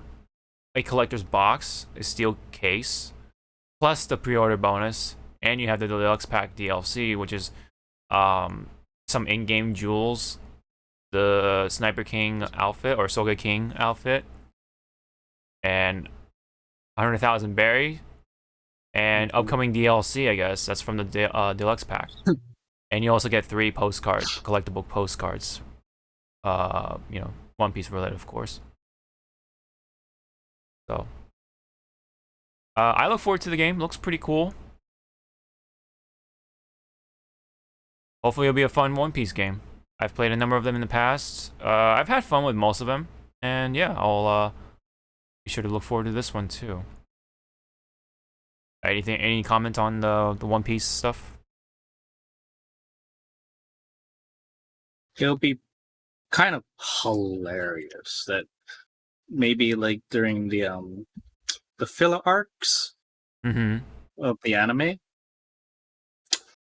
she's in there. Oh yeah. It'll be like hilarious, and then for like the ones that didn't play the game, they'll be like, "Who's this?" Yeah, I know, and right? everyone who did play the game will be like, "Oh God, she's here." Yep. Yeah, right. I want that postcard though with Shanks and Luffy. That's a classic. Frame that shit. It's definitely the classic Oda art style. Very different now, for sure. Yeah. But yeah, either way, I look forward to the game. I love One Piece, and One Piece games have mostly been good for the most part, in my experience. At least the ones that I picked up. There are some exceptions, of course, but we'll leave that off for now. But anyway, Odyssey coming in January. Funny thing though, I think Fire Emblem is also coming in by the end of January as well. So I'll pick that one up by sometime in February, hopefully, once I'm done with One Piece. And that's probably gonna be a longer game, I'm sure, in comparison to One Piece. But anyway, that is that. Let's try to get through these quickly as I can. GigaBash. I don't know if you've heard of this game, but this is the arena fighter featuring kaiju. But in recent news, we hear Dad. Now you see, that's not Legendary's Godzilla roar. That's the Heisei roar. Yeah, that's me. That's my. That's ours. Yes. And Matt McMuscle. Yeah. Matt McMuscle was like, yes, like jumping up and down. Yep, that's our faces right there. The SpongeBob. Yeah, pretty much. We're in SpongeBob. Yeah. Yes. So, yeah. Yes. So for those who don't know, GigaBash is a 4-player arena brawler starring kaijus and heroes. Yep. So it's out on PC, PS4, and PS5. So hey, man, once Godzilla pops up, I might actually consider picking it up. Same. Yeah. And then now, and then when I look at these games that does have like Godzilla in it or like very like Japan exclusive, it's like, what devil contract did you do to have this? Fall Guys has Godzilla, Fortnite has like a lot, like DBZ, which is not cheap. But yeah. Yeah. With Dragon Ball, so that also was like yeah, that was a miracle. Yeah, miracle and a half essentially. Yeah, that was like a shot to the moon. Yep. And it landed. Mm-hmm. It landed on the moon. That's why I like, and then and again, this is Toho. Again, this Godzilla collaboration probably wasn't like a cheap penny. It was like, Toho was like with the contract going like, you're signing your life on this. It's like, what? Yeah, I wonder how much money that they made just from this game to be able to get Godzilla in there, right? So it's like, I don't know, man. It's a pretty penny, I'll tell you that. I can imagine. Yeah. Passion Republic Games is the developer, by the way. I guess they're based in Malaysia. And yeah, man, it's something you don't expect, right, from a company like this, but it's fitting. I'll definitely want to pick it up once Godzilla is out. Try it out. They're gonna have a big boost in sales for sure. Anyway, which now makes me a little sad that we don't have a proper, like Godzilla destroy a monster. You're right. Battle arena. That is like true. Back in the PS2 days, GameCube, or because the last one we had was on the PS3, and I read the sales on that was horrible. It was bad. It was a bad game, unfortunately. Did not run good. There was a PS4 game of Godzilla, but very mixed reviews. Yeah. Yep. But anyway, very quickly, let's go over this one. Babylon's Fall. Remember that game?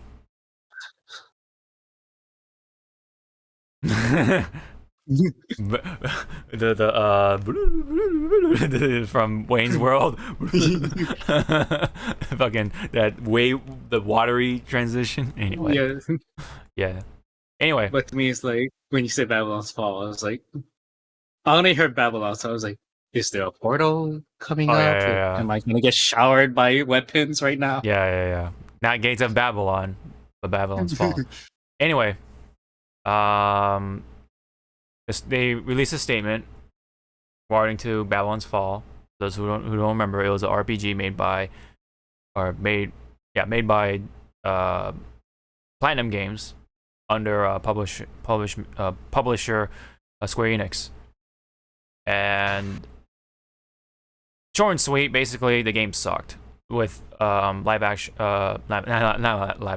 service monetization. It was really bad. They released a statement saying, with the desire of delivering an exhilarating online multiplayer action RPG set in an elaborate high fantasy world, we launched the game's official service on Thursday, March 3rd, 2022, and have continued to undertake the additional development and operations. However, it is with the regret to inform you that we will be terminating the game service on February 27th, 2023. As a result, we also canceled the large-scale updates that we had planned. In terms of the plan moving forward, Season 2 will run until Tuesday, November 29th, 2022, as scheduled, and the final season will begin with the maintenance scheduled on the same day. This final season is the period during which you can earn the ranking rewards of Season 2. As a way of expressing our gratitude to all of our players, we plan to implement as many events and other initiatives as we can leading up to the end of the service. So pretty much the game is dying. Like, there's way less players than they have hoped for, even to a point where there was only one player at one point online. It's very sad. It was promising right at the very start. Initial trailer. look pretty cool. Hey, Platinum Games, what could go wrong? Oh, many things went wrong, my friend.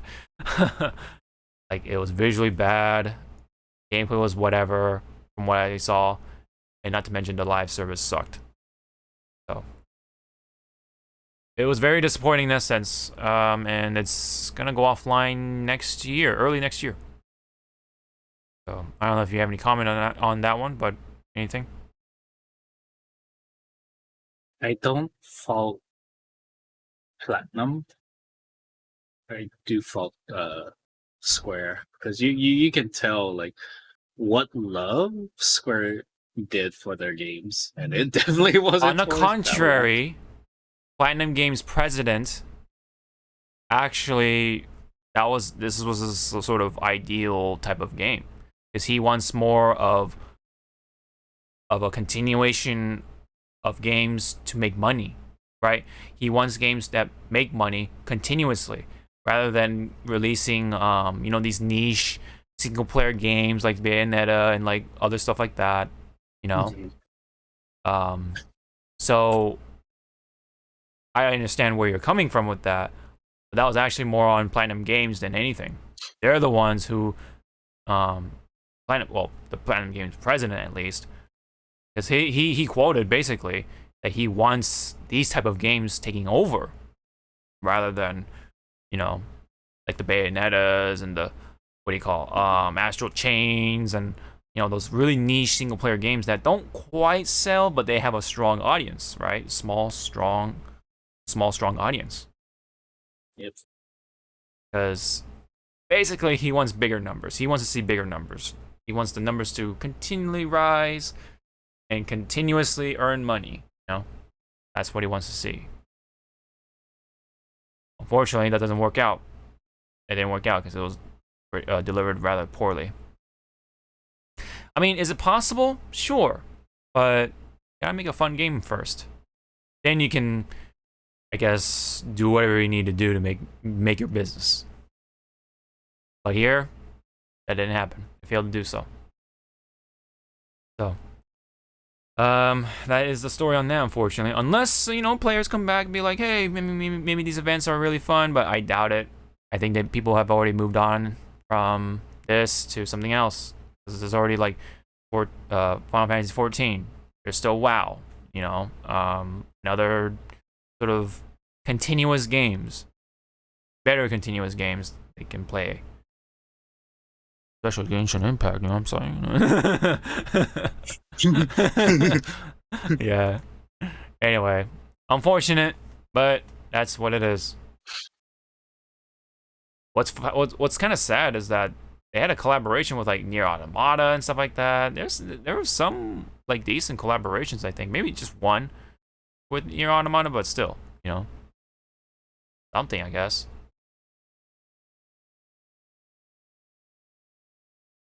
Okay, so we watched that, the season 1 trailer. We already know what the deets are. Let's go through this quick stuff real quick. Like I said, Netflix. So they said about releasing stuff episode by episode. Previously, they always, or most likely, you know, release a batch of them, like a whole big batch of them, or like or a whole entire season in the past. Now they want to go away from that potentially and just release these episodes weekly. I guess they just want to have these engaging, the engagement numbers would maybe look better on paper that way. Maybe. I guess. But I love the memes and that people were like showing off, like like the one I saw was like binge culture is dead. I was like, oh, you're right. Yeah. I was like, eh. I mean, yeah, go ahead. Right. To a sense, I can understand why they want to do the weekly showing of their shows now, but on the flip side, it might not work well as they want it to do, because like The Witcher, which recently just finished up wrapping up filming for season 3. Mm-hmm. That weekly format to release it is not gonna fly for a lot of audience. So Mm-hmm. it's kind of like they have to pick and choose which show they wanna,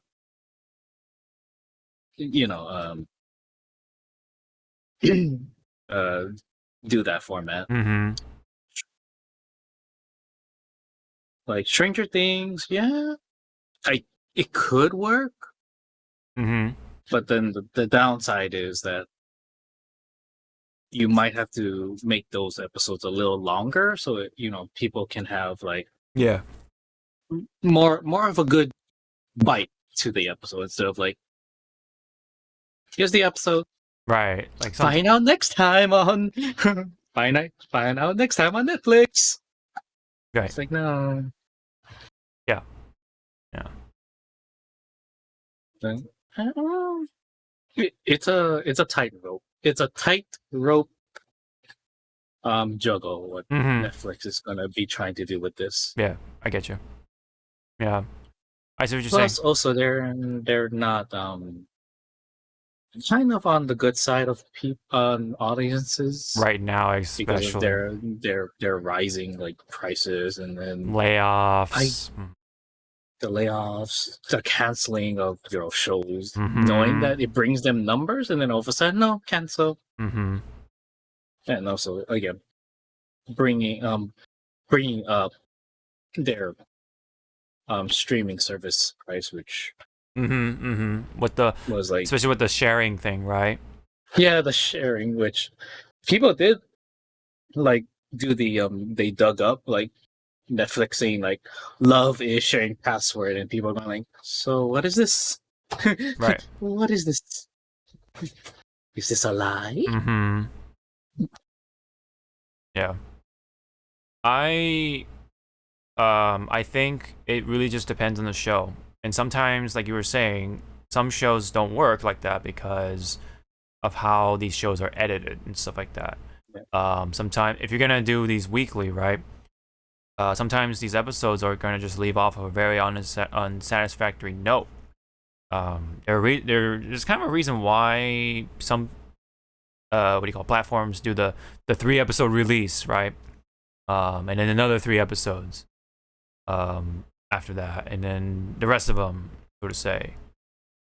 And it's because the way these shows are just edited, the way they end the episode. That way, if you have these 3 episodes, like, oh, okay, you can go back to back. You're not left out. There's some sort of nice conclusion somewhere, right? And when it comes to if you're like, you can kind of already see it with some shows, like She-Hulk, for example, right? It kind of leaves off. It's like, very filler, and where it ends sometimes is like, okay, at least for me anyway.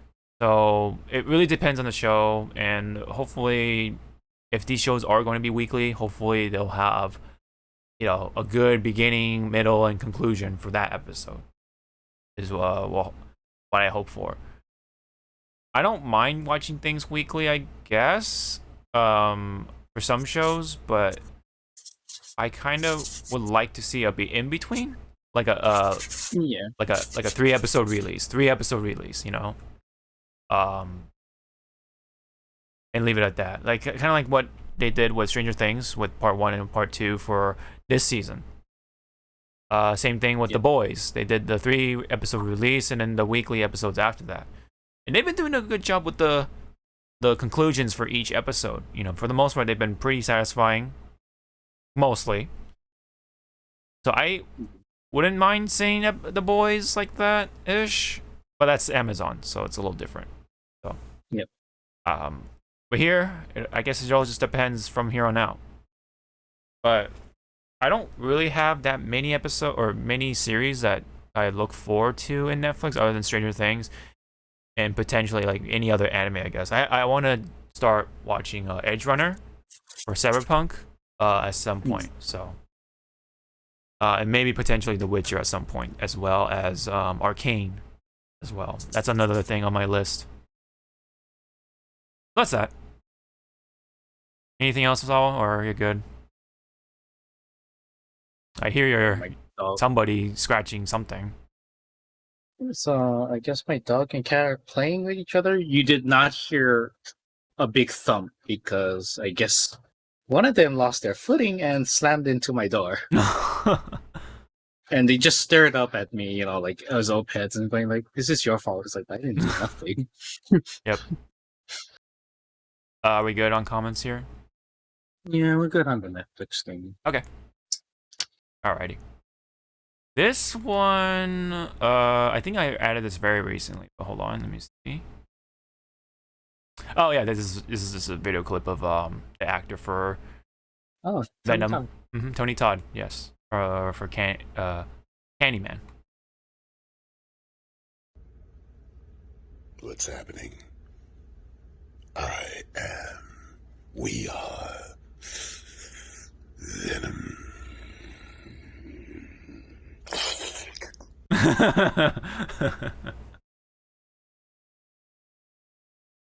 Yep. See, they shouldn't have done this now, because now that when I see Venom in Spider-Man 2, I'm just gonna be like, Candyman. It's Candyman. It's Candyman. Yeah. Where's your bees? Where's your hook claw? Your hook hand? Come on. Yeah, no. Actually, great. they might do that as a homage. Homage, yeah, like a joke or homage, yeah. Like one of Venom's, like when he goes and attacks. Yeah, like a hook. Spider-Man. He has a hook. His hand turns into a hook, and it'd be like, oh, look at that. Yeah. Yeah, no, I like the actor. I like the voice that they have for Venom. Very good. Very fitting. I would like to try to get my hands on this Spider-Man. So that means I would have to play the first game at some point. Marvel's or Sony Spider-Man. Is it Marvel's Spider-Man or is it Sony Spider-Man? I think it's just Marvel's Spider-Man. Anyway, I'll try to get my hands on that. So. This one's the last one, but this one I really wanted to talk about real quickly because it involves with Genshin Impact, but it finally happened, and Genshin Impact is now becoming an anime. And not just that, it's being animated by the one and only UFOTable, who has been known for like the Fate series, the Kimetsu no Yaiba stuff, and other things. Yes. And now they're doing Genshin. This is really cool. So here's a bit of a sample right here. You see Paimon right here. No voices, but see the animation quality is looking really good already. Like it's just looks great. Long term, it says, long-term project, and highly budgeted, so you can definitely tell with the backgrounds and everything. So yeah, like I said, Paimon looks really good. Sorry, I'm gonna bring up the Wonder Woman meme again. It's like, this is beautiful. Blu-ray comes out. Or he's owning the Blu-ray in the other one. Oh yeah, it could be better. Yeah, it is pretty. Because I'm so sorry, everyone that loves anime. Don't know why. Sometimes when they release it the first time, sometimes the quality looks like shit, and then once it goes to Blu-ray, it's like, wait, what's this? Yeah. Though I take that back. There are some animes that should not touch Blu-ray or get the Blu-ray treatment. Exhibit A, any anime that's from the 90s. Oh yeah. Oh god, some of those Blu-ray versions are like atrocious. Exhibit A, the Gundams. Holy crap! It's like it's beautiful from afar, but when they go like close up, it's like you lost all the details, honey.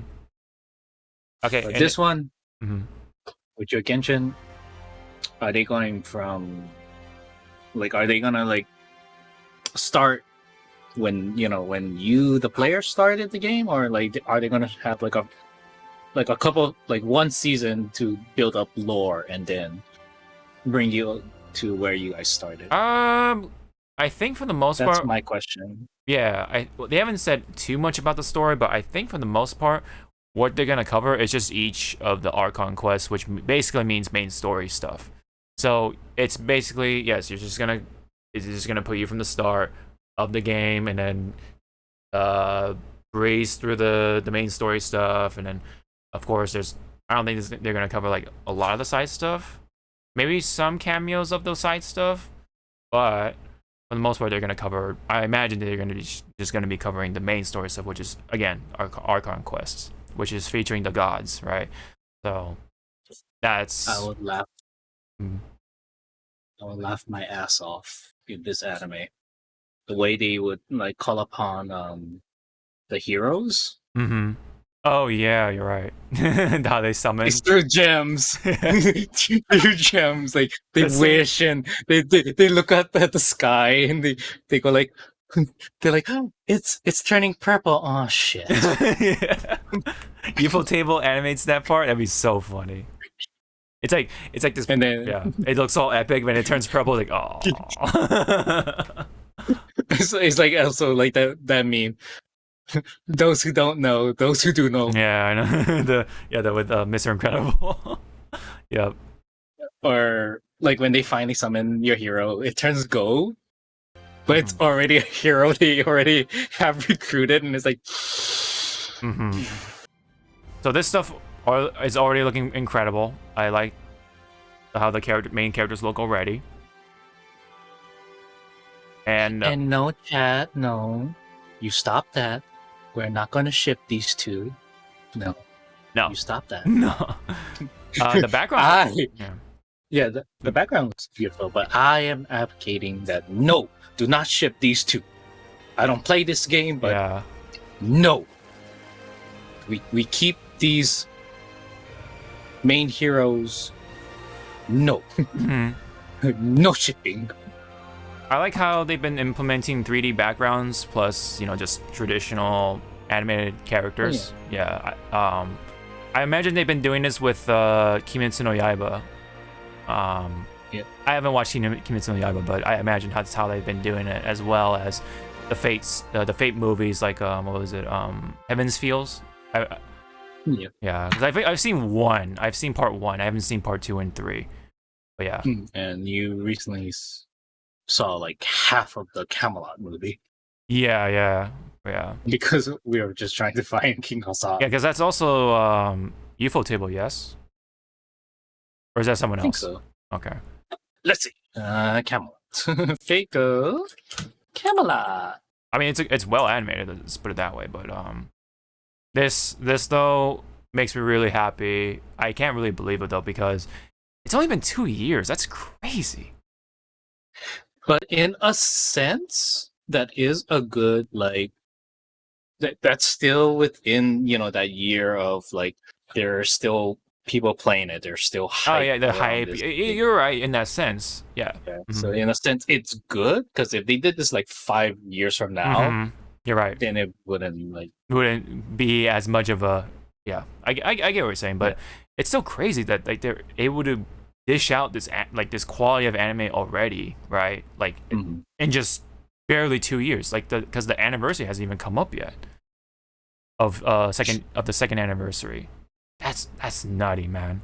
Maybe this movie will have liberties of maybe changing the lore a bit, and it's actually like the beginning of the second anniversary for Genshin, But okay, so the Camelot movies, the producers were Production IG, Aniplex, Notes, Delight Works. The studio behind it was Signal MD. Signal.md. Okay. Well, I imagine Signal got a lot of help from those studios as well, if they needed it. Okay. All right. Wait. Anyway, this looks fantastic already. Just from seeing Paimon, the backgrounds, like, hold on, let me rewind here. Like the trees and stuff like that are very well done. Now I don't know how they'll like distribute this anime. Like, is it gonna be like movies or like a series? Because this is long term, but it's like it could be like a multiple movie project. But It might be like how Fate is, you know. It'll be like certain seasons. certain arcs, as you were calling them, will be a series. Yeah, like a series or season. And then like if they make side stories, that will be the movies. Maybe, yeah.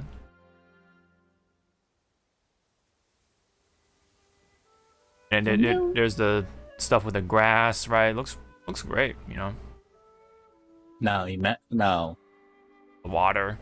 you're a player of this game. Mm-hmm. What if Genshin Impact had a big overhaul and It looked like this? Oh, game? dude. I'd be... So dying another on question. Yeah. On top of that, it will be like, how many people's computers and current consoles are going to die? Well, it's if still the game looked like this. It's highly like very good cell shading technically. So maybe it won't be like such a burden, but I don't know. Yeah, but if it goes like this, it's like Jesus Christ. How many pixels and triangles that the game has to process? I don't know. Mm-hmm. That would be no, but if it does look like this like in the overhaul, like I'll be great. But I hope either the PS5 or the PC can run it. Yeah. Then all of a sudden you hear your PS5 fan going, it's like, yeah. It's like abort. Mm-hmm. But no, I no, it looks great. It looks crazy good. Like, just especially with, again, within 2 years. But you have to see how much money this game made. It's crazy to see. It made billions of dollars already, I think. So yeah. So that's why I'm wondering how much the other game that's coming out soon. Oh yeah. They have like a bunch of them coming too, like Star Rail, Honkai Star Rail, and then the Zeta Zenless Zone whatever shooter. That game also, like, they're popping off, dude. They're popping off real fucking hard right now. Yep. They're definitely flexing. Like, there's like, yo, we got an anime from UFOTable, highly budgeted, long term, and we're making more games. Make more millions. That's crazy. That is the ultimate flex for gacha games, man. It's crazy of what gacha games do, man, or what they can bring. But hey, nonetheless, looks awesome. I look very much forward to it. I, really like the story of Genshin, and the character designs for the most part. So that's why I've stuck with Genshin for a good amount of time. I've played it every day at that for most of the time, ever since the game came out. So I don't know. It's yeah. Well, since we're still on the topic of Genshin, yeah, I was in Discord with Seth and the guys watching Xeno pull. Oh really? He was pulling one of the banners right now. All I know is it's one of the girls, and she was wearing blue. Sorry, they both wearing blue. She had blue hair. Was like yeah, she was like on the main like banner, like she was like the banner. That was Ganyu, I think. Yeah, so I think he was trying. So Xeno was trying to pull her. Mm-hmm. I wasn't paying attention because I was in 14, but yeah, I heard his soul left him on the pity banner. I mean, on the pity pool, and I was like, "Huh, I know that sound." So I was like, "What happened?" Mm-hmm. Because also, James was there, and he's like, "Oh, he's like, oh no, oh dear," like, it's like, ah. Yep. So he was playing for Ganyu's, right? Because you said blue hair? Yeah, she was wearing blue, and if you look at the banner, she's like smack dab, like, as the banner poster child. Right, no, of course, but like, let me just pull up Ganyu. Yeah, okay. Her. Her. Okay. Yeah. This chick. But, Yep. yeah. Because he got on the pity banner. It was a guy, but his element was fire. Sorry, I don't know Genshin characters. Oh, so D-Luke, right? So he probably got D-Luke because the first pity is a soft pity, which means you can either get the banner character or you get a 5-star character from the base rotation. So if you don't get the... It was D-Luke. D-Luke. So if you don't get the banner character, you are now then guaranteed to get the banner character, but you have to do at most 90 pulls to get that banner character. At most. That's how it works. But again, like, just hearing... yeah. Hearing that... It sounds like to me he was trying to do all of the constellations for Ganyu. Or either that or trying to... Or that's... I at least try to get multiple copies of Ganyu, and yeah. I imagine that was draining, to say the least. So that's why I'm like, I kind of wish Fate had a pity system. Yeah, dude, that's the ultimate, like, ugh. That's why I stopped pulling hard on Fate Gold. I only use my Freemo stuff at this point. And then when it comes to Genshin, that's where I kind of go in hard because there's a pity system. That's actually good. Whoa. Yeah, that's why I like again, chat, when it comes to like Fate Go pulling, sometimes I wish I lived near Hawk over here. So I can here's my phone. Pull for me. You always steal mine, I steal yours. Yep. That has got you. But that got your life. But in this case particularly, the Genshin fans also are eating good because there was also the 3.1 update stream that happened. So we're eating good. Pretty much. Along with Yakuza and the fighting game fans. So pretty good week, I must say, as a whole. So on that note, thank you very much for tuning in on this episode of the Hypecast. There's a lot to eat. There is more to eat along the way. I don't know. I'm probably gonna take a diet in October. Oh yeah. The witch diet. The witch diet. And then eat again in December. And then really? Eat again. You mean November because it's Pokemon. Shit. Yeah. Oh, there goes my diet. Yep. Because there's Pokemon, and then in December is a Crisis Core 2.0. Oh. Wait, it's Crisis. And then. Oh, okay. Because the remake. The Crisis Core remake is in December. I thought that was next year. Yep. Oh, next year is FF7. I know that, but I thought. Let me see. Let me double check here. Crisis Core is December. Oh, okay. Because I asked my boyfriend, it's like, can I play a PS5 to play Crisis? No. Reunion. Let me see. Where's the wiki? There you go. Wait, is Zawiki? Oh, you're right. December 13th, 2022. Damn. Well, there goes that for December. I got a game for December.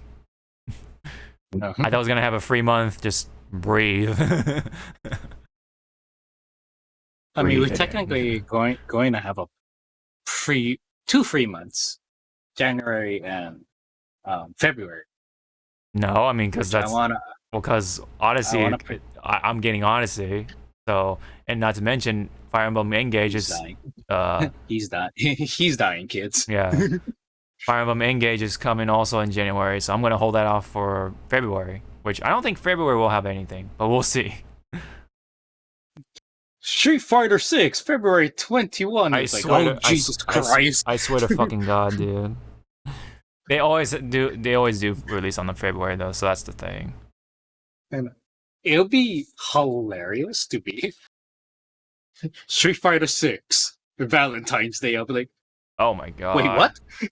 Oh my God. Like really? All the fighting game couples are gonna just play Street Fighter on their Valentines. Honey, if I kick your ass, you're paying for dinner. Not if I kick your ass first. Mm-hmm. Winner. Like first to 10. Let's go. First to 10. I know. He's like winner. First to 3. First to 10. Yeah. It's like no. I'm buying the most expensive shit on this menu. God damn. Yep. And you just see like the waiter. Yep. The waiter. Street Fighter 6. Yeah. You lost. Yeah. Yeah. Okay. I got you. All right. Before we go on more tangents, let's end it here. Thank you very much. Very, very jam-packed week, but hopefully there's more to eat for other fans as well. I think Tokyo Game Show is still going on, I think, for the rest of the weekend. But we'll see about that. And if not, I mean, if there is, we'll talk the rest of that for next week and blah blah blah. Yeah, we'll play it by ear. So thank you very much. We'll see you all in the next one. Thanks for listening. Take care. Bye bye.